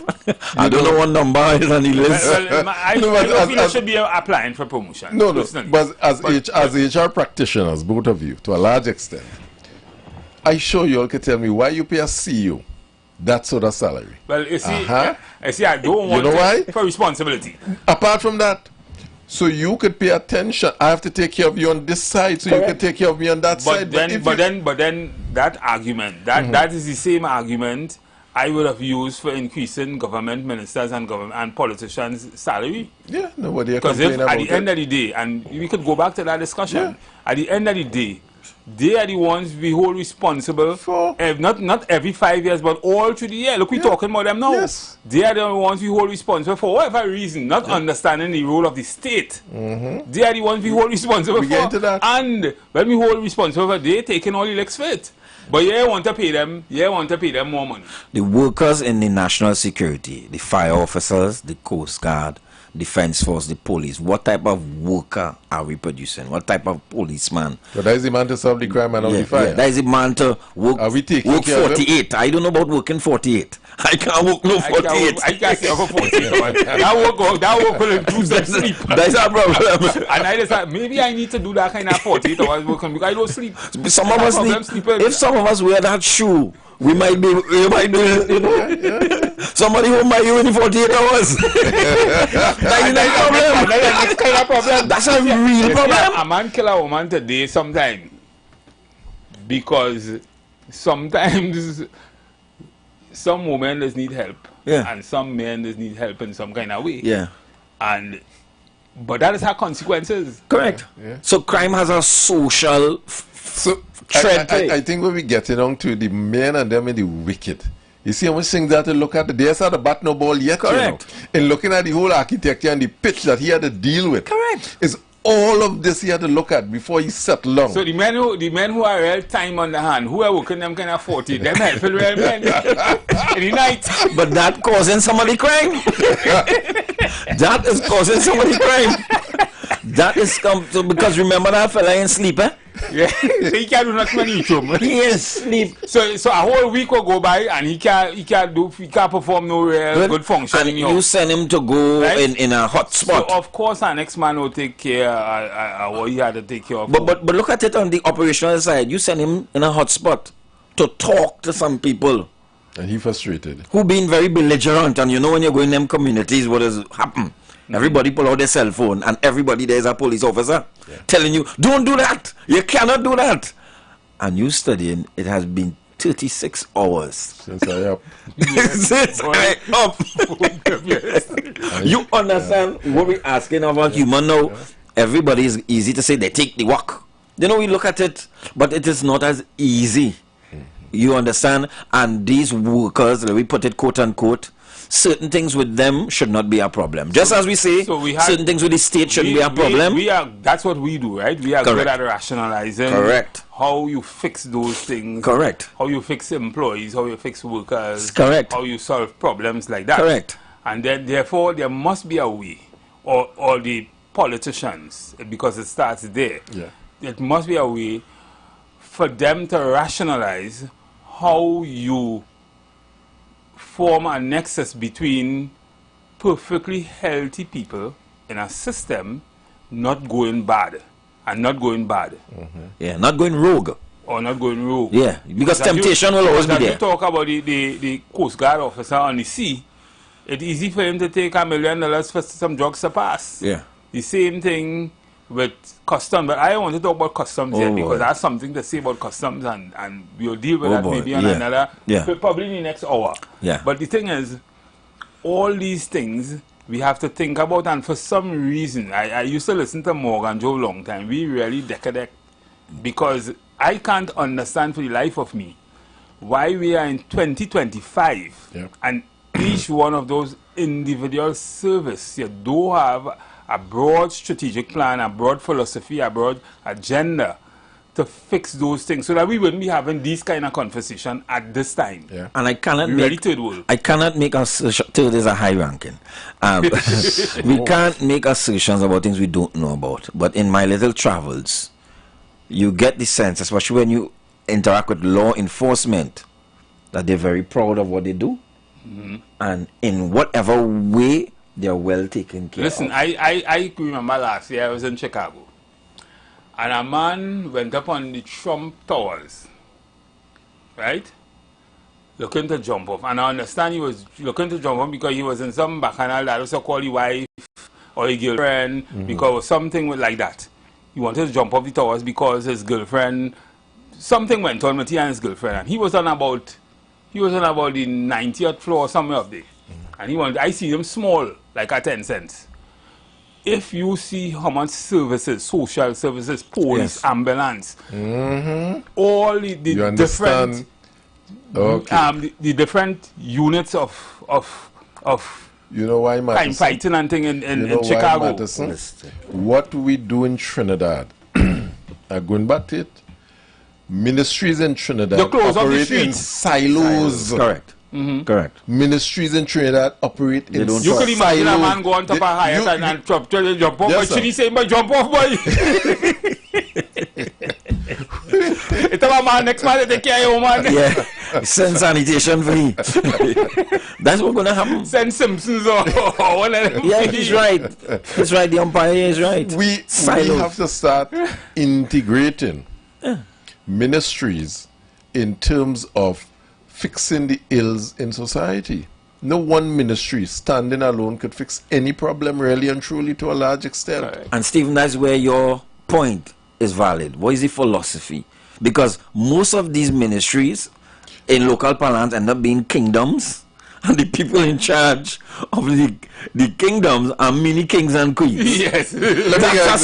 So you said something on our program some time ago. Why am I paying you and I had to stand up when you come in a room? Yeah. Yeah. And use my worker. But when you come, I must rise. And I call you your honor. No, I ain't talking about the court. Not the court. The court is the court is something. I'm talking about the average fella. But let's look at the batsman and the wicket. Correct. Examine the batsman and the wicket for a minute and says, if you are no callers, I find the pavilion quiet. Like we umpiring. Yeah. We had to be fair. Like it only have two people in the pavilion. Or? The man in the wicket have to look at, using Delano, the architecture of national security. National security embraces every individual outside it, apart from the public, who is precepted by the Commissioner of Police. That is the resource the batsman and the wicket have. But a lot of them don't realize they have all this resource, So that 20,000 private security officers who are precepted and carry firearm outside there is under his remit, Those fellas in the what they call the regional corporation, what they call them, city police and so forth, is under his remit also. They are precepted by the Commissioner of Police that fall under the people who just call market police and city police and regional corporation police and so forth. All of them fall under the batsman and the wicket, Yeah. How you using them? Wait. The fella in TSCT who is the fella in the airport. Yeah. Once you carry a permit given to you by the Commissioner of Police, you're part of his resource to manage crime, You start songing like Roger Alexander, or Roger Alexander start songing like you. Well, I haven't listened to the guy much. I don't know how he sounds. So what I'm saying is that all these resources are there. And they come like you're a chef in a kitchen with all the ingredients. But the problem is you have to be able to cook for it to make sense, It's how do you use all these resources? How they play. Yeah?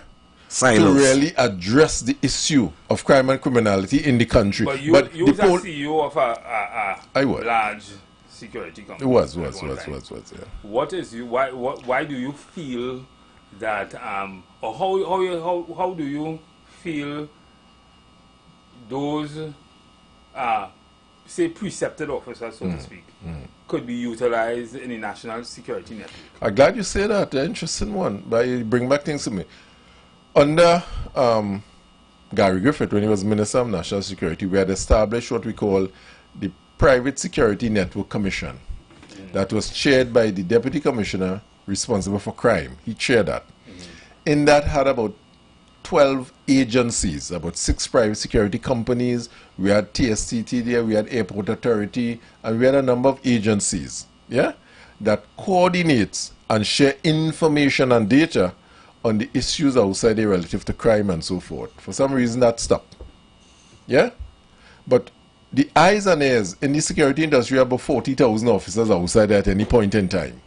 That is information, that is data, that is eyes and ears outside there and so forth, that can be used so again, to a large extent. We may need, as the caller, President we may need to start to look at the construct. I went so far just now. I went so far. We have an app now. An app we have that I've sent to them. You sent to who that to the batsman. To the batsman. One of the batsmen. So the two batsmen have an app. I know they understand the app that says, you see your phone? You could plug in your phone, put on your phone and watch a situation. An NOC in the savannah could be seen what's going on somewhere in Toko, you know. Not in Trinidad. And it could wait. I'm going so far. What do you mean? Your personal phone? Your personal phone could be a tool that national security can Not use live and direct. Here we're telling you. No. You mean my personal phone, national security on my personal phone? If you could trigger it. He said you could log into a system. Log in a system and share your information. A crime is being committed on the road by you. You mean you had a legislation to use that? No. Is your willingness to share information with national security. Okay. So something's going on live, you go on your phone and you press. Okay, but you know, information is not evidence, so that You're listening, you know. Talk. You're listening, you know. You plug in your phone and two men is fighting with cutlass outside there. We have 8 police divisions in Trinidad. Correct. Any one of them could see in Toko at this location because it tells you the location of the incident. Correct. It gives you the audio of the incident. And you're seeing what is going on in the incident. Yeah? So I in some difficulty in my home. Oh Lord, I'm under pressure. I put it in outside. Boop. NOC. 8 of the police division could see what is happening in the community. Who is doing what? Where they're doing it and how they're doing it. So what I'm saying. Suppose a man here now, a man balling in she house and I mean a woman, somebody, a child or somebody, a neighbor here now, a man balling and it might be that she man beating she or killing she or anything like that, but you put on that and you call the police for that. Why not? Huh? Why not? Why not? You'll have some outliers, but listen to the point of the umpire. I don't want to respect I know. You're being mischievous now. Very. You're being mischievous. What I'm saying is that the architecture and the apparatus for data and information is so far and wide. Correct. To solve the issue of crime and criminality in Trinidad, apart from creating the safe city, apart from creating the traffic grid, right? The network for the traffic, and these are simple technology that are around 10, 15 years now, you know. More than that. And there's a philosophy that goes with it because you travel on the subway like I do.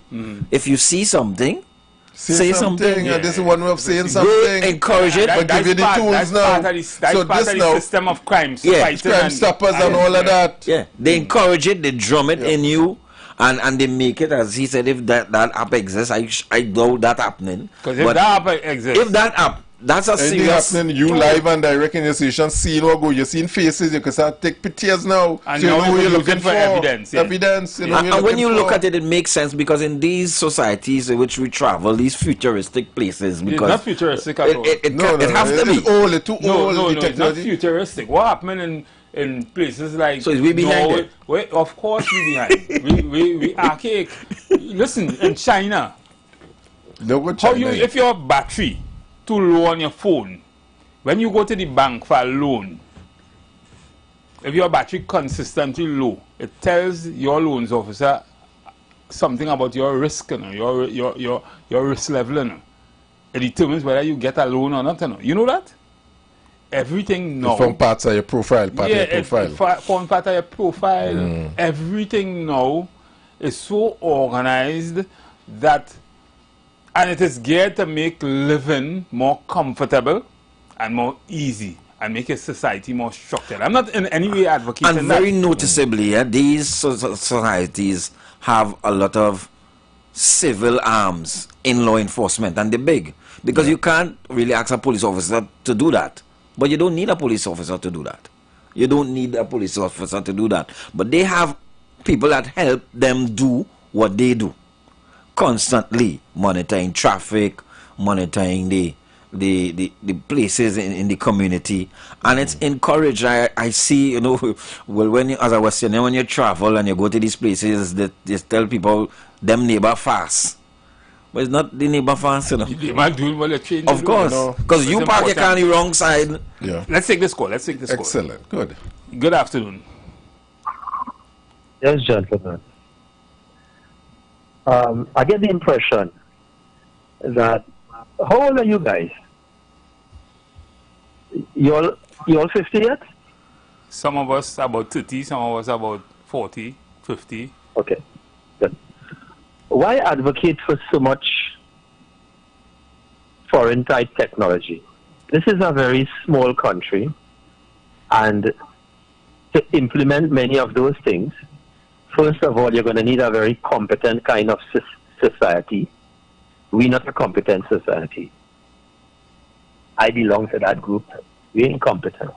We, a bunch of lucky people, fortunate, and with that good fortune come a lot of incompetence.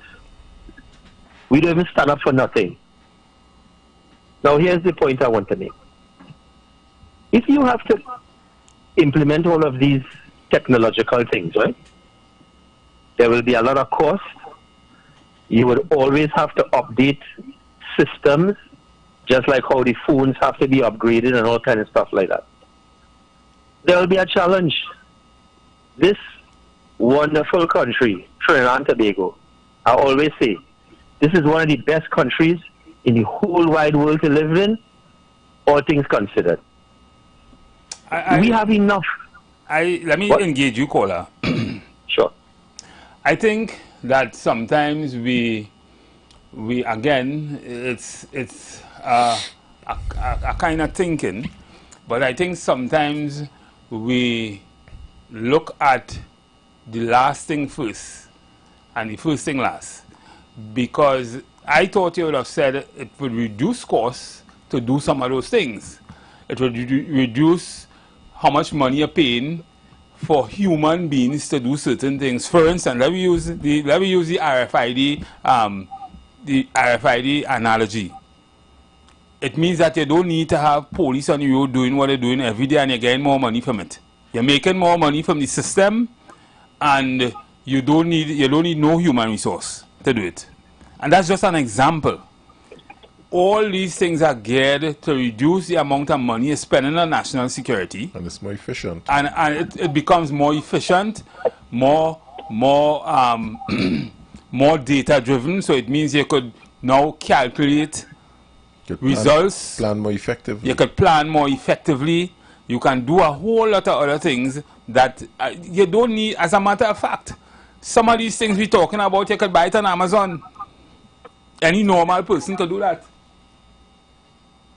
Do you know that these are all very intrusive things? So, for example, when they introduce, hold on, very well, and we do not need the government to be intruding upon our private capacity. But caller, why not? Let me just say this. Hold on. Let me say this to you. Watch this. The problem in this country is this: nobody is being held accountable for nothing. That's one of the biggest problems. Another problem is that people don't go to work on time all the time. Another thing is that you have HDC, who is the biggest landlord in the country. They do not collect their rent on time.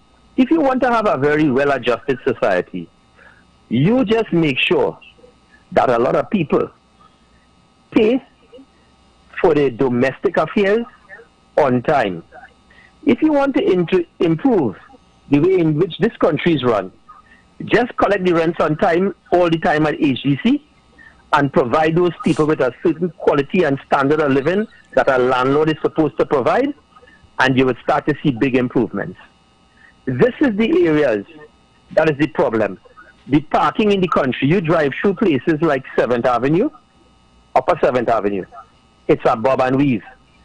They put signs up, but still, nobody's enforcing it. You don't need any sort of computerization to enforce nothing.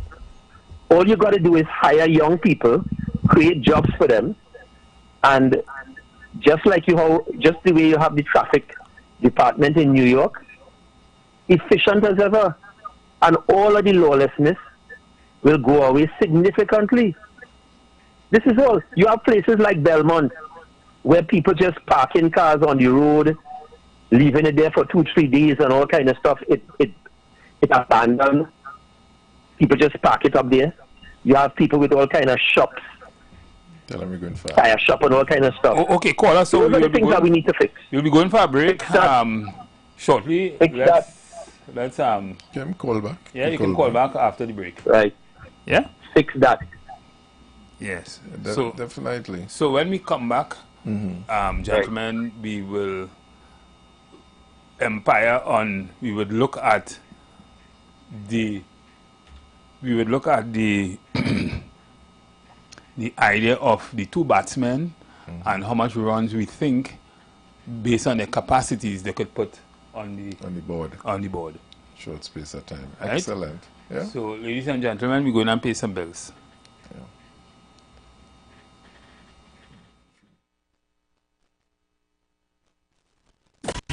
You've got bills to pay, and so do we. Let's go pay some bills on the street 919 FM.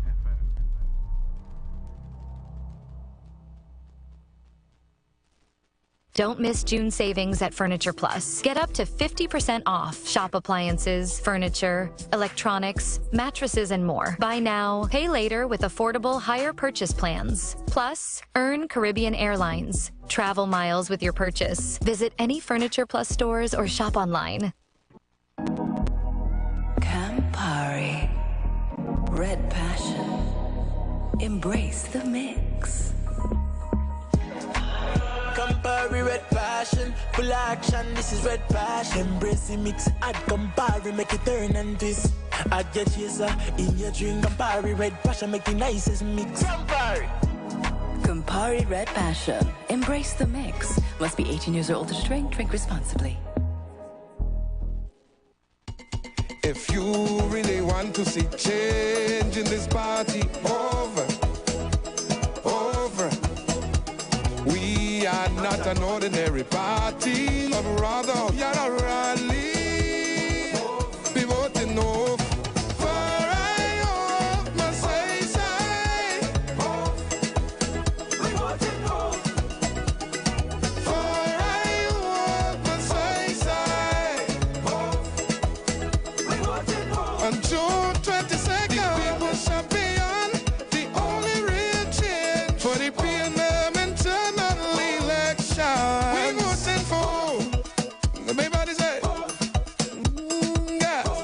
June 22nd. At Flow, our customers are our people, and our people are our priority. So we're raising the bar and going all out for our customers. To be your partner that's always within reach, and to provide you with a network that keeps getting better. Because you are at the heart of everything we do, and everything we do is to ensure that we keep your rhythm flowing, no matter what.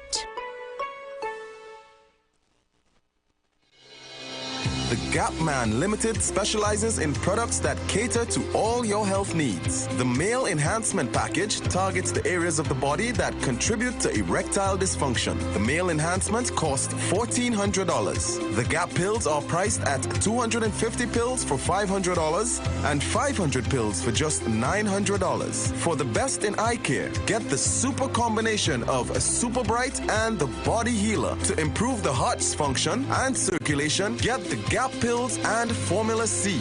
To get a total body cleanse daily, use the Gap Body Healer and Big C, all for a super low price of $1,300. To order your products from the Gap Man Limited, call 628-4531 for products that cater to all your health needs. For more info, contact 476-7268. Planning your Tobago getaway? Choose the highest Google-rated car rental company on the island, O'Neill Auto Rentals Tobago. Located just minutes from the A&R Robinson International Airport, at O'Neill, we pride ourselves on being the most tech-savvy car rental company in Tobago. Our process is 100% digital. No paperwork, no long lines. From easy pickup to seamless returns, renting a car in Tobago has never been simpler. WhatsApp us now at 1-868-361-1042 to book your vehicle. Don't forget to mention promo code RADIO2 to receive a 5% discount on your rental. Send a WhatsApp message to 1-868-361-1042 today. That's 1-868-361-1042. O'Neill Auto Rentals Tobago, the easiest, most reliable car rental experience on the island. Vehicle availability is subject to change. Driver must be at least 25 years old and have a valid driver's license to book. For more information, visit www.rentalcartobago.com. Welcome to Pizza Hut. Hi, can I get a medium pepper? Here you go. Oh, wow. How did you... It's Pizza Hut's Hot to Go. So you get taste, quality, and speed all in one go. And I can get one medium hot to go for $89 or two medium hot to go for $169 in pepperoni, Hawaiian, and veg, Monday to Friday. Can you get your girlfriend to forgive you as fast as our hot to go pizza? No, sir. Come in and try our Hot to Go specials today at locations nationwide. Pizza Hut. Now that's delivering. It's election June 22nd, PNM internal elections. Vote for the people's champions. The only real change. Vote for them. Vote for the people's champion. Vote for them. For the only real change. Vote for them. Vote for the people's champion. Vote for them. For the only real change. June 22nd, PNM internal elections. Vote for the people's champions. The only real change. Vote for them. Vote for the people's champion. Vote for them. For the only real change. 22nd of June, PNM internal elections. Vote for the people's champions. The only real change. So line up, link up, creep up, rock and come in. It's all about the fastest growing reggae show in the land without a doubt. Reggae Rock Sundays on the Shit 919 FM with yours truly, MC Duke and Selector Kochi on the ones and twos. So make it a date and don't be late. 7 p.m. to 10 p.m. right here on the Shit 919 FM. Got 'em our way, King Selassie. Share the live. Share the live. The Street 919 FM on Facebook and Instagram. Share the live. Iowa George on Instagram. Share the live. Iowa TV and Street TV on YouTube. Share the live. The Street 919 FM. Yes, ladies and gentlemen. So we are back on. We are the umpires, and we are looking at the two batsmen in the wicket now, and who are supposed to be. We are expecting to put some runs on the board. And we are in the final hour. And if you look at the stats behind these batsmen and their legacy in their respective disciplines, they come in well trained. No, I don't know if you could say well trained. No, is the application you're trained? You could be well trained and no, we look at the theory here. Right, yeah? The theoretically on paper. Okay, you look at a batsman, you hear how much runs he score, how much sixes, fours he run rate, and etc. So let's look at, when looking at the two men in their respective disciplines, they are not neophytes in any of the disciplines. One is well in tune with the law, and the other one is well experienced in law enforcement. Yeah. We're not saying it's a straight line to success, but we're not dealing with people who don't come in with any kind of a capacity. Good? And it's based on that capacity where maybe they got their pick. Especially when you look at Tunapuna, you know, that's maybe where they got their pick. So we do understand that there are limitations and there are gaps when it comes to the execution. We had plenty of people like that before with long accolade, and we know what happened in the end. Yep. But theoretically, the two men, in my view, are well poised to make an impact in the match. Let's see what runs they make. Yeah. One thing I could say, I realized that the batsmen, and they recognize there's a role for the Police Service Commission. And in the Parliament, they respected the role of the Police Service Commission to say, if this is all a role, and you all make a choice, we respect that choice all they make, because that is all your remit. Yeah. Remit. Correct. And respect that. So they start off on the nice foot. But then we had to pull it back now, and they had to understand. So they're demonstrating now that they understand their role. The full gambit of their role, we have to see if they really understand it when they start to face ball coming at them now. Yeah? So they understand what police service commission, so they know what the empires doing on the ground, they know what the demand and the Lextam doing, the wicket keeper doing, and so forth. How do they, all this training that they have, correct, all the knowledge that is available, yes, is how you utilize that now, correct, to solve the problem, you know. How you use all the ingredients in the kitchen to make a good pot. Yeah? And it's not stew. So, Selvon, you said it. It's not an easy wicket. It's not. Look at the history of those who went before them in the same field. But it's only a sticky. It's only a sticky wicket because, again, let me give you one good example. We never think about this thing with planning and through planning in mind, with a true philosophy in mind. Let me give you a simple example. We have, and let me say how none of them got it right before. So we have this community meeting with the police service and so forth, dealing with crime and so forth. And I said, 0, thumbs down, failure. You know why? Crime is a creature of a number of things. Yeah. And when the police and they go in a community with probably the counselor, you're supposed to have the various ministries with you to take the information, correct, that measures, that have a role to play. I'll give you an example. In crime fight. I always talk about it. In one of these communities, there was a little girl with a child living in a broken down shack and so forth. I think she killed the child and so forth. And we had, oh good, and this is where she living. And the reporter say he passed in the house when he thought this was some shack is where the girl was living and so forth. And I asked myself the question. She killed the child. So suddenly everybody up and around, she'll kill the child, and so social service didn't know this young girl live with a child there. The counselor didn't know this young girl live with a child there. Community police didn't know this. So I'm saying she killed a child, so a crime was committed because all these agencies failed. Yeah, but when is more than that? No, it's part of it with billing. You have a management strategy. With billing. That listen, everything starts with a philosophy and a strategy and a mission and a vision and a strategic objective. It starts there. And at some point in time, ask, if you don't know, if you can't remember, go and ask Likwamu family. At some point in time, right? And the caller who talk about maybe we advocating for too many things that will be intrusive. It's not really that, in my opinion. No, it's not. Right? Is a price we have to pay. But at the end of the day,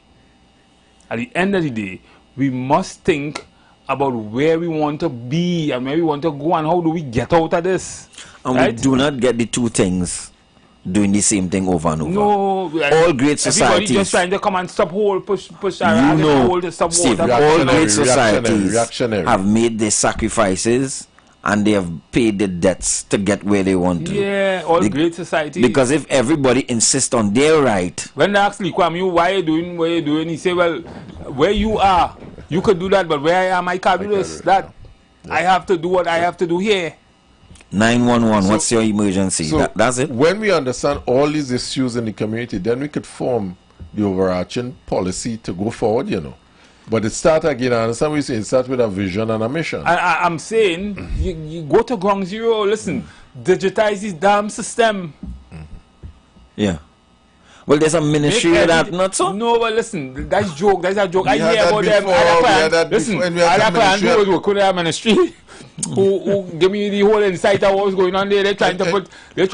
Still trying to figure out if to put internet in a community center in Toko. Yeah, They're mad. They're mad in 20. Listen, let me tell you something. It goes deeper than that, brother. Buy the system in a box. Configure it to your people, get some blockchain, it pays some money, spend some money. It's 1.4 million people, they're going to cost you no system money. And put all the controls in it so that you're not going to have no abuse, you're not going to have nobody taking people information and selling it, and you're not going to have that. But when the various ministries need what they need, they have it at the touch of a button. You know, a man in a wheelchair, they come and sit down in social development to get help. A man and she dead bed, a woman and she dead bed, they have to go nowhere to get help. You go in the hospital, you know who you are. You go in Port of Spain, you know, this person was in Sanigani yesterday. One card system, everything linked. And that's what we need in Trinidad and Tobago. That way, you can't commit crime for long. No, you're saying the right thing. The one-card system for health was developed about close to 20 years ago. that was presented to government, you know, a one-card health card, you know. Again, it comes down, we could say all we want here. And if the fellas them in the wicket, or the team that up for batting, doesn't have an overarching vision for the country, as we speaking of here, certain things will not be done. Because that, the one-card system was proposed to government 20 years ago, it was proposed to government during COVID, nothing happened. Right? But we spend money and build a highway between Wallafield and Sandy Grande. You know how much that could have done in fixing some of the ills in society, simple ills in society. Listen, I want. That's a Gandhi man. Careful with here. No. What I'm saying is that. Listen, it's not about that. It really is about. I'm saying about how we spend the money. Yeah, all of them are getting allocation of resources. Allocation of resources. No, that highway was needed, but not that. Yeah. Right? Because it had people all know. So what's the time now? Now it's about 10 past 6. Yeah. All know so in good luck in a small 2-lane or 1-lane highway. They call it stretch going up Grande. Right? Yeah. For about 3-4 hours before they reach home. They leave town 3:30, 4 o'clock. Right? But stop. But I don't know if it solved the problem. I don't want to be sure of the point, you know. The question is, you see, we just deal with, we react. Yeah. What causing the gridlock? Right. Let's take the highways not causing the correct. Let's take this call. Yeah. Good afternoon, caller. You're in the pavilion. Yeah, I know. I really in the pavilion and truth. Yeah, because it had 2 batsmen, right? Right. One batsman from India. Right. One batsman from Africa. Okay. So now, the one from Africa, he's not the batsman. He's a fielder, but he have a way of batting. He have a way of playing the game. But the next one also have a way of playing the game. But neither of the 2 ways of the games the pavilion like. Right. Since the pavilion don't like the way of the game, and the batsmen and them and the fielders, they have time with the pavilion people. So then here we're going on all the bacchanal we're talking, because here happening up on top in worldwide, the batsmen and the fielders, they operating under a system of a worldwide authority. Well, they want to play cricket here? And why they not doing what the worldwide authority dictates, or why they're not fashioning their leadership or their baton? Well, here we're going on. Them following the high authority, and the high authority maintaining that the pavilion stay asleep. So don't feel that the pavilion satisfied with the game. They're only watching the game because they must hear some time. All of them catch that one, because here we're going on.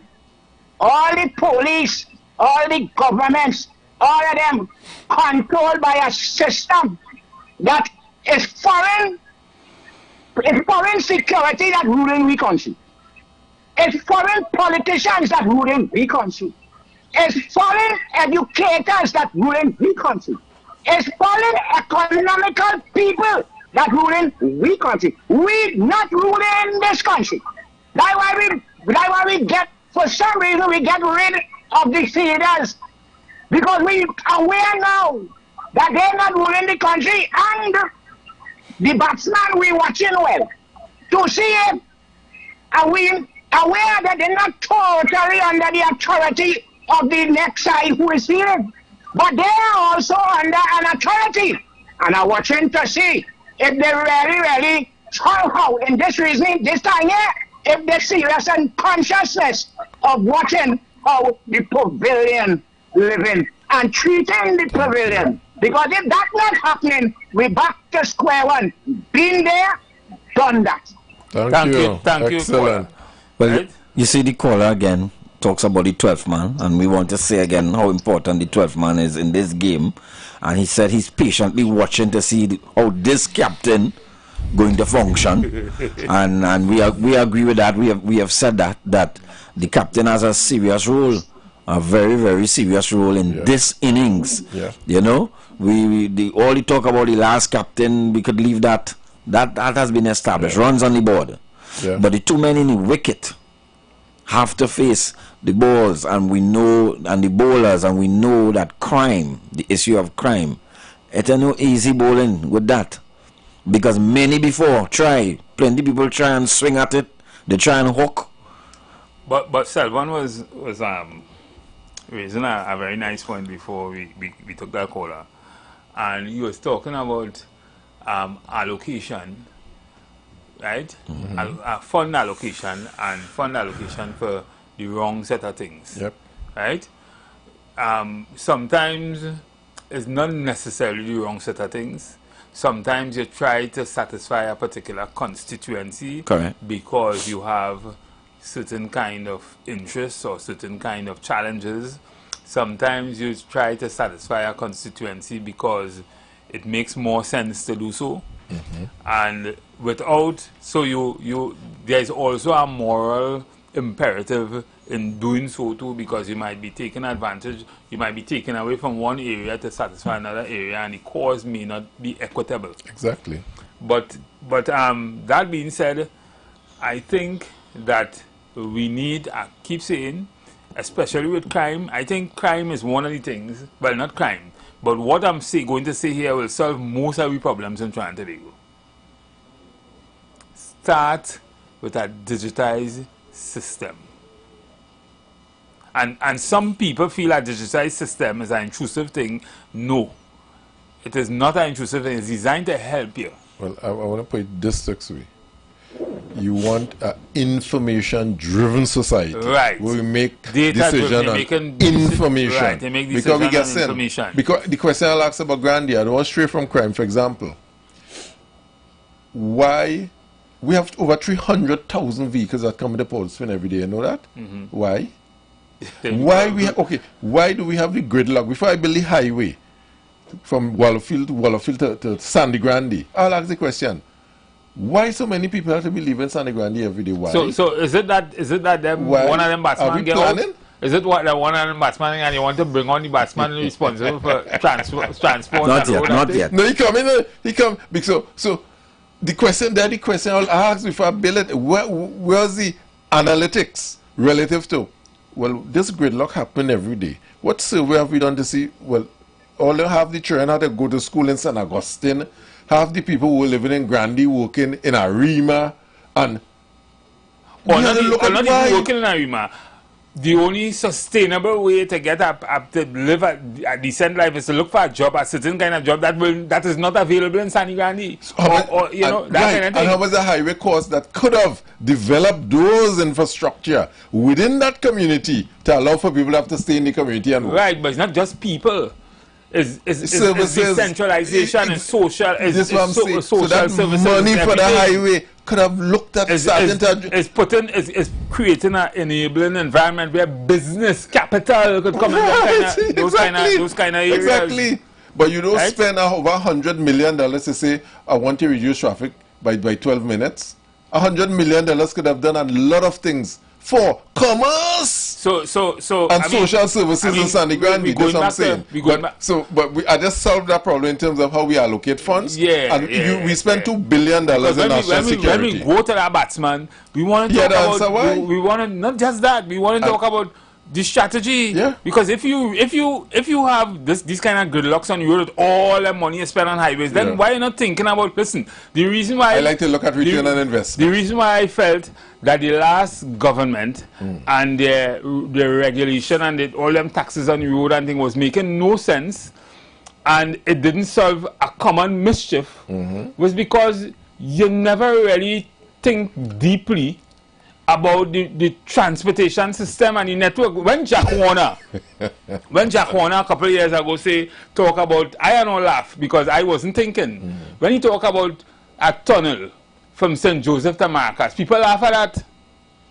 But listen, that is what first world country, and I guess he was exposed to a lot of that. That's what first world countries do to give people alternatives. If I don't have alternative, if I don't have subways and trains, but that's started with Bazepande, by the way. Right. Using all them cane road and paving them to divert traffic and so forth. If I don't have those alternative networks to reach the work, the next thing I will do is I will cloud up the highway. I will want to buy a whole car, all kind of car to get to work, right? Because I don't have any alternative, cheap and alternative means and reliable alternative means to get from point A to point B. And then the next thing is you have centralization in government services. You have big buildings only in Port of Spain. You have everything in Port of Spain. You have so people will be gravitated to. Let's bring it back home to crime.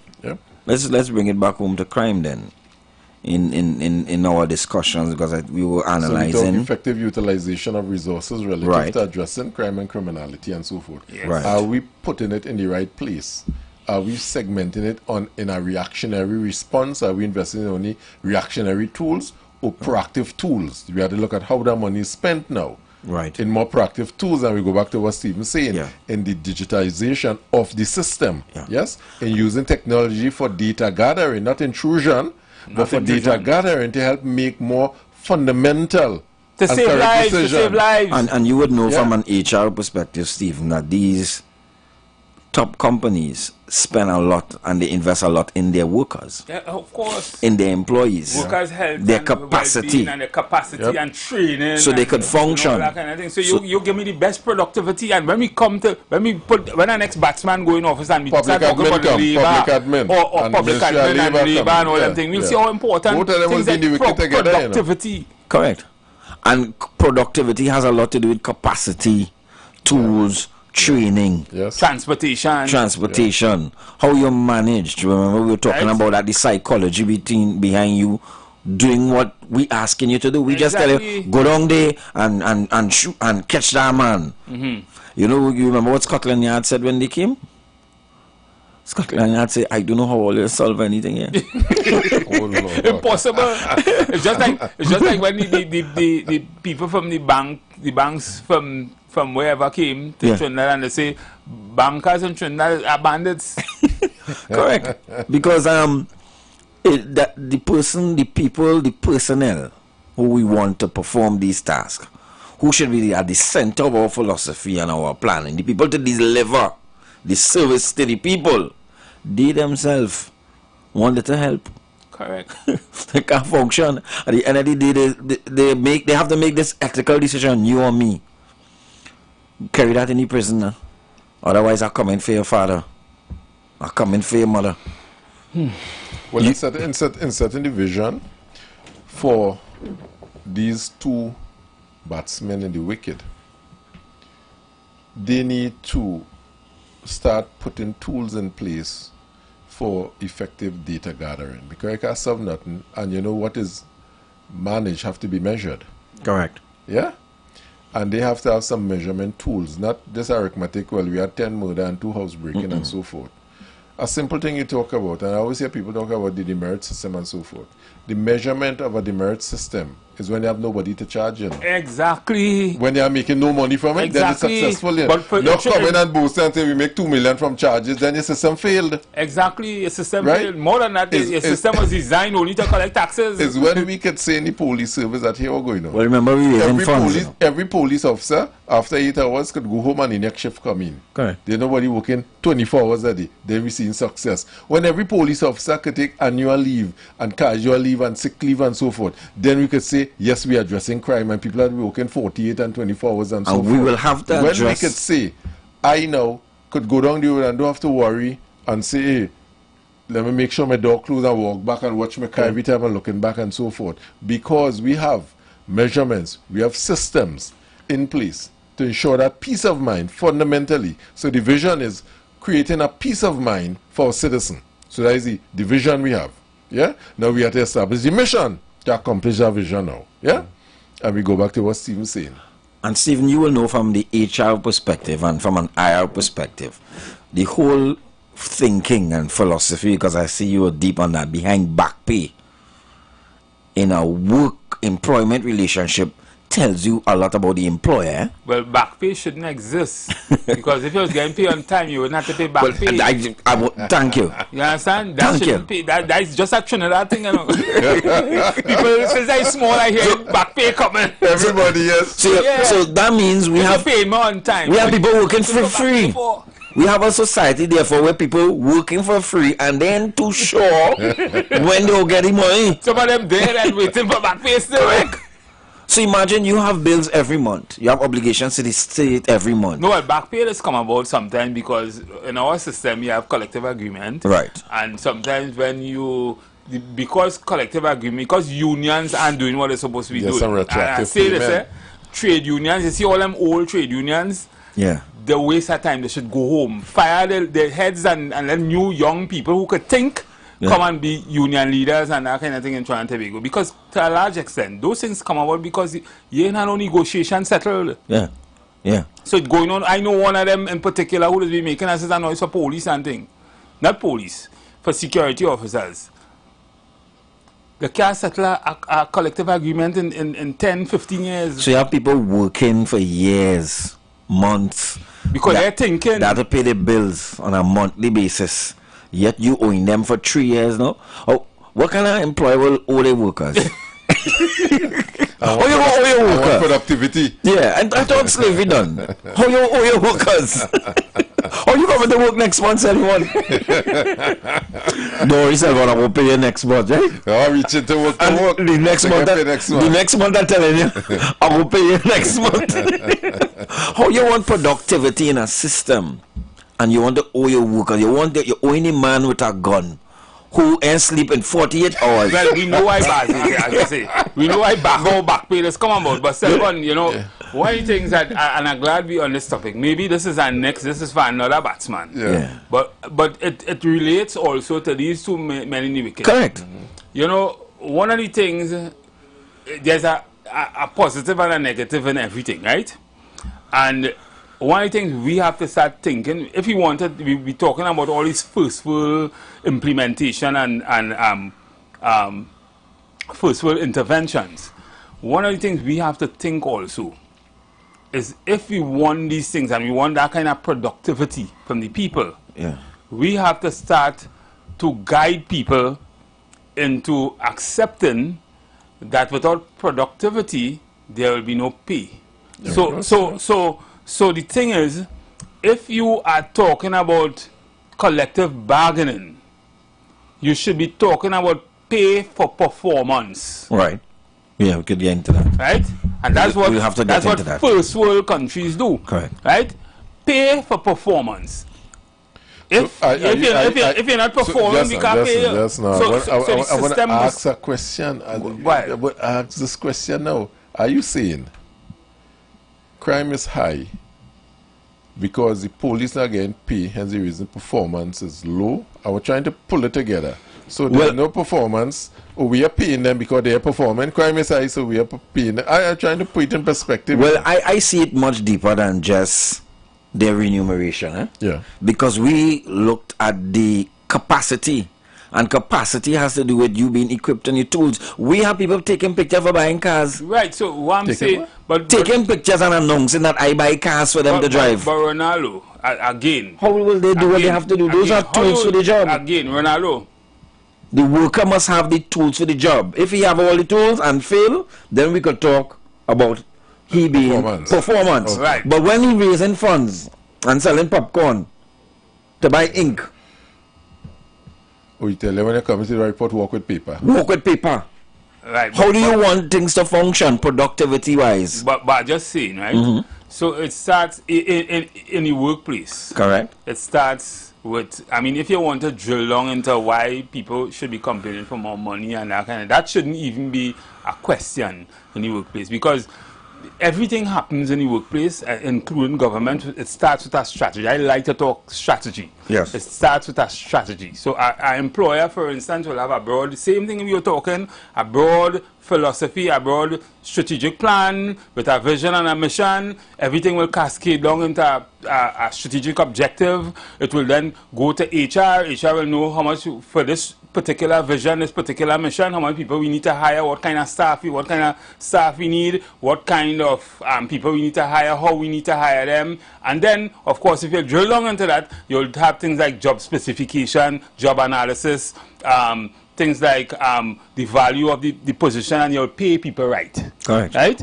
So in terms of that, now you will have certain kind of policies to guide the employer, to guide the employee, so that they will keep on the right track for productivity. And if they're not doing that, you will have certain kind of PIP, performance improvement plans. You will have things like disciplinary processes. You will have intervention, training, mentorship, coaching, whatever. But what I'm saying is, at the end of the day, all these things facilitates productivity. And if you're not getting the productivity, you can't say it is about pay, because we don't say how we figuring out what we had to pay you. Right. Right? We will have job evaluation and job analysis and job specification and everything. That will determine how much we pay you. You will agree to that. Yes. Right? Yes. So back pay doesn't exist. Back pay will exist for other reasons. Right. Right? So when we talk about back pay and all that kind of thing in the system, usually we deal with our old ancient system where you pay people as things increase in society, as what you call it, long time they used to call it inflation. Inflation, not inflation. Cola and all them cost of living allowance and that kind of. While that is good too, right? People must know. It's the wrong premise. The premise on which I could be able to pay you is your productivity. Yeah, but because productivity is what pays me. Right, but I'm saying to you, Stephen, the way how you put it, it sounds like the arrow is going that way in you being productive. Remember, you being a productive person depends on what I do and I provide. If I do not give you the tools to perform, how can I measure your performance? I give you an axe, and I send you up Laventil. So again, we talk about strategy, and so I just talk on the HR side, but you have the engineering side, you have the operation side. Because the body cams is within that discussion, isn't within that context. We talk about the body cams, because what you doing is of interest to us, and is of interest to the public on your own safety. That is not something that we should still be ifing and butting and debating about. You must have the tools. You ever see a police officer in America? All the time. The only thing he mightn't have, the only thing he look like he don't have is a missile. He's very equipped, you know. When you look at him, all connecting on the bed. And let me take it further. Don't even look at a police officer going immigration. Yeah. You don't know who is police from who is not police. But everybody there is trained and equipped to respond. They don't have to call anybody. They are armed. They are armed in immigration, sir. They are all armed.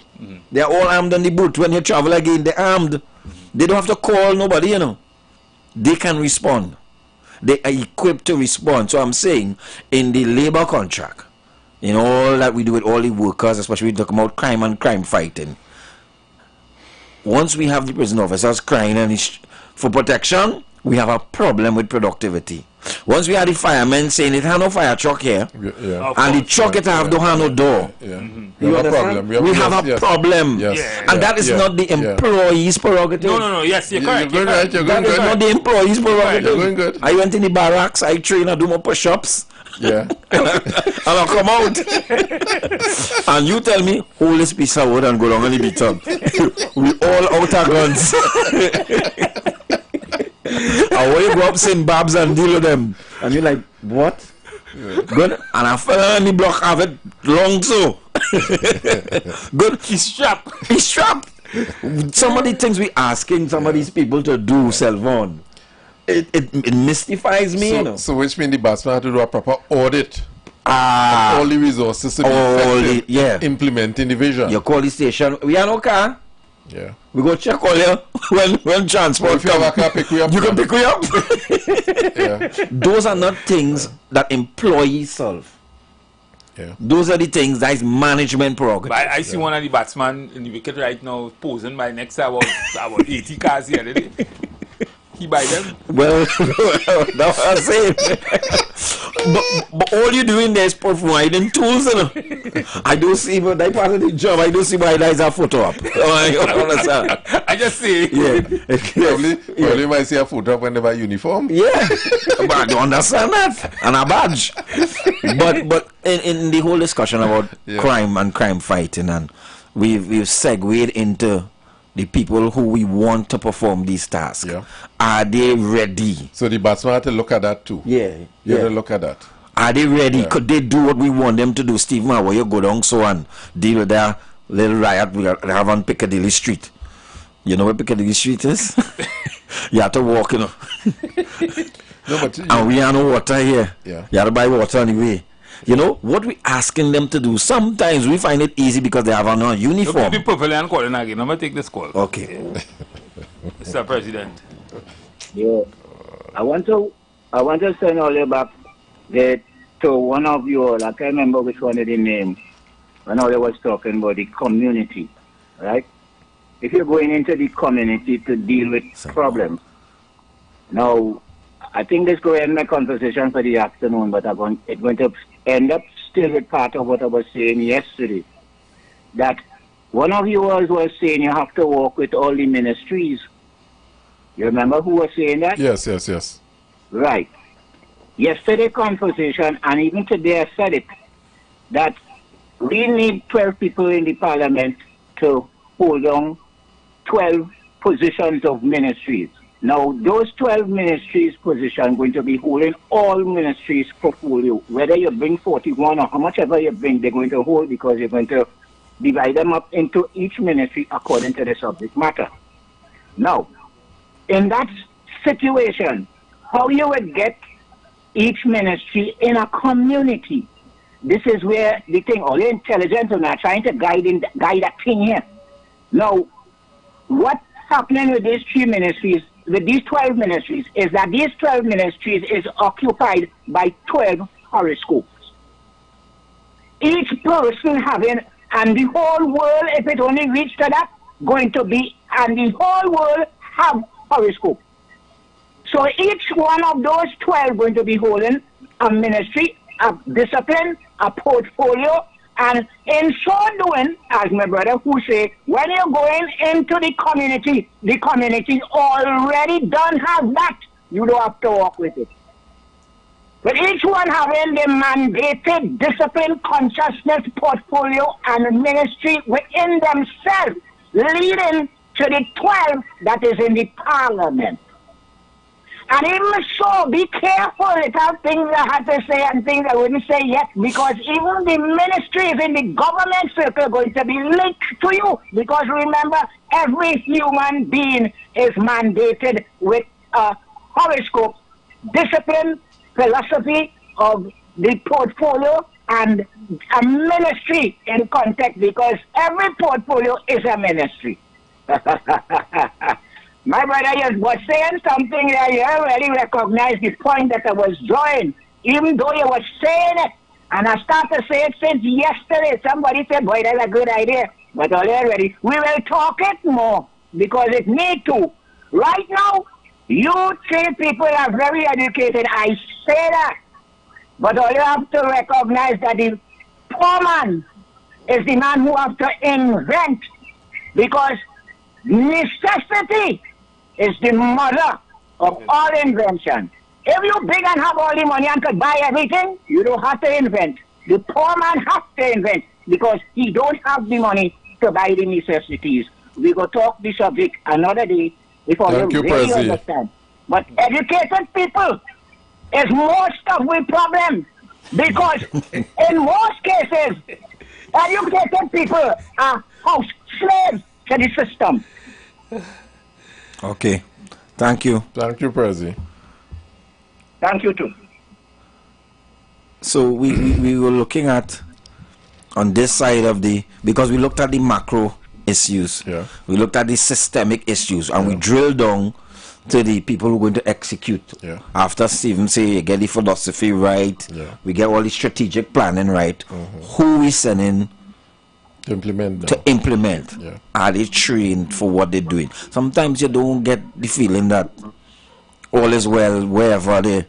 And then that's because you missed something in the whole planning process. You missed something because remember, you know, I like to use my profession as an example. I do retreats for companies sometimes. I do retreats for institutions and things. And one of the things you have to understand, everything is linked to everything, right? Yeah. So if you have a weakling in this organization, one part of it is weak. This is why when you do a retreat, you have to have the cleaner there too, you know. Yep. You have to have everybody. Could have a role to play. And when everything cascades down to HR who do the planning, the necessary planning, they must know all that is needed, all the weaklings who need training, who need whatever resources, everything.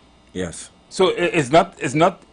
It's not guessing. Let me give you a simple example of what we're saying. In terms of preparing our strategic this thing as they're going further. Picture this. A police officer now had a baby, be it a male or a female and so forth. So you have a nice little child growing up and so forth. You know the christening and so, yeah? And I go to work next time, we have to go in a hostile environment. You feel he'll, well, I'm a child who my child now coming up nice, I have to go and shoot out with... He 3 points, he protecting the 3 points. Yeah, so his mindset now, by now start a nice little family, why going in the shootout with bleedy and bladder and blue? What do you mean? And he working 72 hours? And this is it. And he working 72 hours and a man shooting out when he not there? He done working 72 hours. Understand the mindset of the man. Correct. We put in the fight. So all these things have to be addressed. Psychological. In the plan, you know. Correct. The mindset of the people putting out. With all the tools, you give them all the tools, but you have to fix the mind now. Correct. Because now you see that mind is the most critical thing in crime fighting. Correct. The mind. All the tools you could have. Yeah. So. And what you're saying is real. I mean, of course. that happens. I've heard of that kind of situation. The mind. That kind of,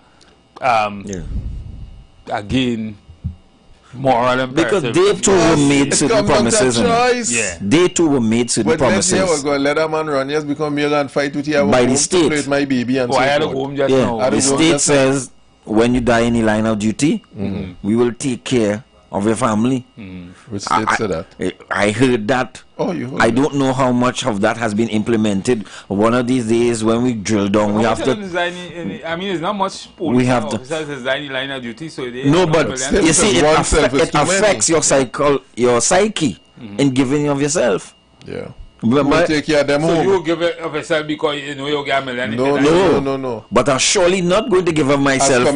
As committed. If I know... Correct. Right. Well, so that mindset also plays in the efficacy of dealing with crime. And as you say, it's a management issue. And that's what thing the batsman have to study. Have to deal with. Correct. Because policing and the police service, obviously, I come from an engineering background. Police service to me is a major HR responsibility, you know. Correct. Correct. We might think all the tools there, but if your HR is not right, you fail at policing, you know. Correct. And I feel it's the last thing they're focusing on. They're focusing on me, you know, gun training, shooting. That's the last thing you want to do. So the batsman have to look at how is the HR construct, yes, of the services. I'm generalizing it now, because we look at the services that are responsible for managing crime and criminality. Correct. Why I saying crime and criminality? Because we go into white collar crime as we move forward, Yes. Yes, but they're all facets of crime and so forth. Right? How do we prepare the human resource? Because no kind going down, run down nobody. No gun taking up himself to shoot. It's a human being had to do it. And we have to make sure that person is mentally and physically equipped. But we're dealing with the physical all the time. And I'm not seeing no effort to address the mental side of the persons in the prisons, and the person who you know, it is like when a Coast Guard had to go and retrieve somebody decaying outside in the sea for a week. Yeah, but what we dealing with here? So the batsman in crafting, he had to look at all those things to effectively have a good inning. But what we dealing with a lot of here is the human resource within the organization. And how they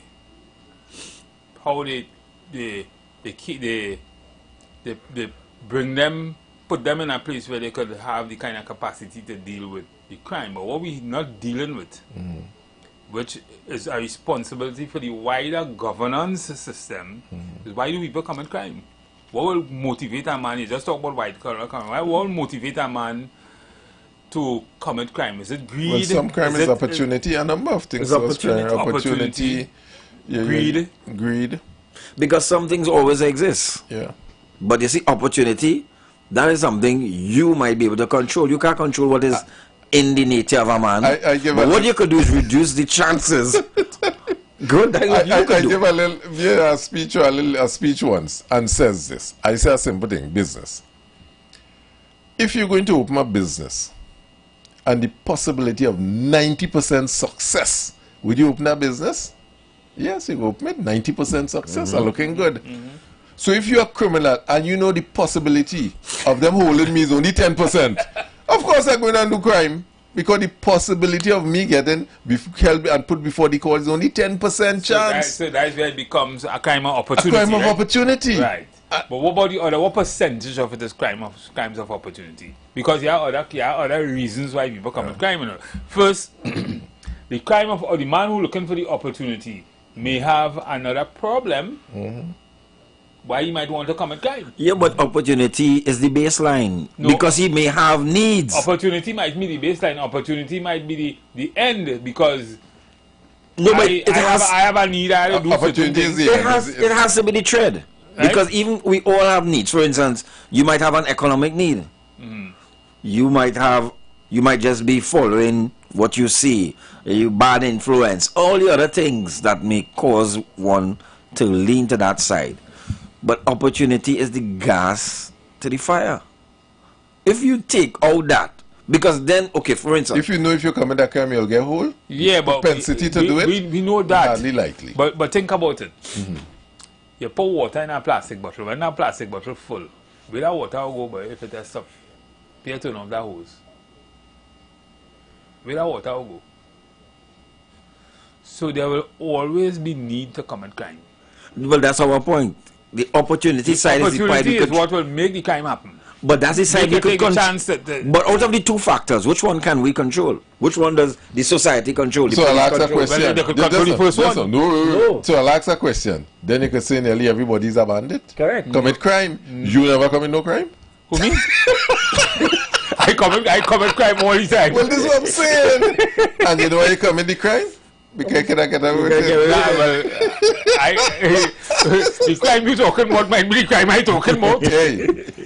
You could still get away with it. That's why you did it. Correct. But if you know the chance of me getting that, when I go in the door, you get a knock. And hear what? When you the man reach over and you had to jump through the window, I bet you commit that crime. Correct. Because you didn't have no 6-story window to jump out. Go if you travel again, go in Bank of America and boy, this is a stick up. Bank of America will be always empty. Go and say it's a stick up and you'll see how you understand why opportunity is what will be snuffed from you very quickly. Because they understand that is what they could control. So for example, some school you mentioned, some guy went in some school in somewhere in the east. In the east, yeah. And he locked the children in some class, and I hear a piece of the news of it and so forth. He did that because the opportunity presented himself for him to do it, you know. That's what happened. He locked some children in a class and he was trying to molest them. I understand he was if it's the same thing we're talking about with this person who went in the school and was using the children to move furniture. No. He was trying to entice the children money for sex. No, these are or something like that. Real thing happening in school. But what I'm saying is that the opportunity exists and he see. But if you know when he reach in the school and he come in the yard, he getting 2 cuff in the head. You're doing it. No. I wouldn't advocate that. No. If you know something will happen to him, something will happen to him, as the case may be. And that is human nature. Yeah. We will try, we will always probe. Yeah. But once we know the chances looking slim, why you think you don't dive off the Twin Towers? Because the opportunity tells you will get back up. If you ever feel you can get back up from diving off the Twin Towers, you might try it. Good.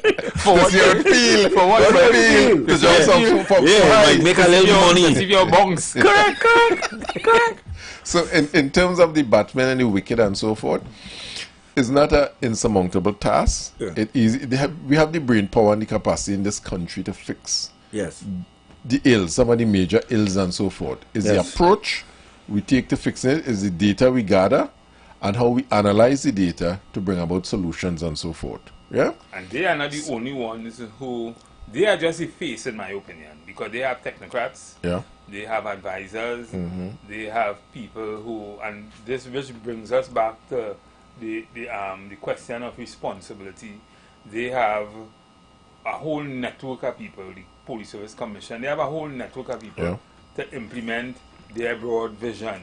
And with these two particular men, we are saying the 12th man. They take all the responsibility. They take Correct. all the but as the callers have indicated, the pavilion very important to these two. Yeah. Because that's where the information and feedback. Because you might feel you're doing a marvelous job, like the last person in the Wicked. You couldn't convince that person. I think he was just that. He was just swinging at anything, and he realized he needed to. No, you call those people legends in their own mind. But the pavilion will tell you, we know it's you. Yeah. What the 12th man, and what is going on with those two batsmen, what they do or what they don't do, affects everybody in the game. Because people might start to jump the fence, man ain't go pay and come in the match. You understand? You'll have popcorn selling with a lot of other things selling in the match. You understand? Good. Whole time. Good. You might have all of us only have 15 people on the field. Good. You know who's fielder, who's batsman, who's bowler. Anarchy, chaos. Those two gentlemen in the Wicket, what they do have a lot of far-reaching consequences, or what they don't do.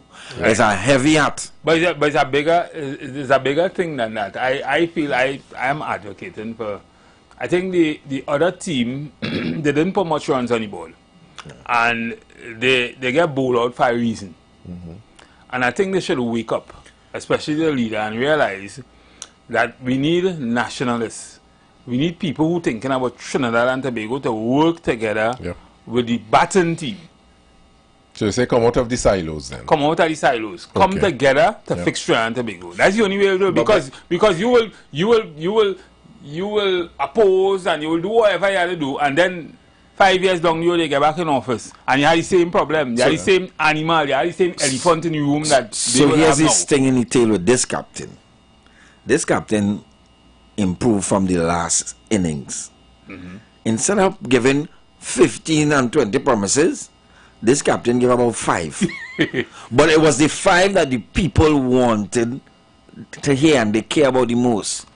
You see, if you don't deliver on those 5, I think this captain will deliver. For some reason, I think this captain will do whatever she had to do to get some of them things done. Well. So we were talking yesterday about whether or not. Well, this captain has to. So what I'm saying, because remember, it's not a big shopping list. It's a small shopping list, but very, very, very intricate. And the public, the pavilion, feels very passionate about this captain. About this, those 5 little things. Labor being one, crime being the other. It's not a whole extensive list and all kind of international and national. Those things are important too. So how long you think it should take us to open the outfield, to open the outfield? How long you think it should take us for we to put men on the boundary to catch something? I would say no more than 6 months to have a proper game plan, because the resources are there. The human resource, the financial resource, the tools and equipment are there. Is really how you construct all those things to work in tandem to achieve the objective to a large extent. And so, ladies and gentlemen, we had a wonderful 3 hours. I mean, we put a lot of things on the table. The umpires here would have looked at the baton side and in relation to the amount of runs on the board from the side that is feeling now. And in the end, we thought that they should all display some kind of nationalism to bring us to bringing home the kind of runs that they need to bring home. And your opening batsman and his partner are very important in the innings. Yes. Yes. So very, very important. Very, very they important. set the tone. In terms of the wellness of the people of Toronto and how they feel. And the team. And the rest safety, of the team. And the rest of players. Because other things could go wrong with number 9 and number 8. But you see, number 1 and 2 respectively, a lot of the success of the team depends on those two gentlemen. Yes. If they could deliver and stay in the wicket 50-50. So, Selvon, tell us, what closing? Well, in closing, I'd like to say, well, I know today is the first day of the new commissioner of police and so forth. We have to really address him in terms of his strategic vision for this country relative to crime and policing and so forth. I wish him all the best, and we're here to help. Yes, and I will endorse that. We want to support this new team and all the members of this new team as they elect and select the different authorities as we trickle down in leadership. We will give them support. They're getting the chance to bat. You're getting your chance to bat. Let's see. All right, so ladies and gentlemen, it was nice this evening. We will be closing off the show until tomorrow evening. Labour tomorrow. Faizabad? We could do that. Yes. Yeah, we had Labour is up to bat tomorrow. Yeah, Labour is up to bat tomorrow. Good right? innings, one. Good. So tomorrow, I'm sure we'll have a great innings. Yeah. And we will talk about a lot of things Labour and public admin, both of them in the wicket needs to be spoken. Public admin and Labour. Yeah. So thank you, ladies and gentlemen. You've got bills to pay, and so do we. Let's go pay some bills on the street 919 FM.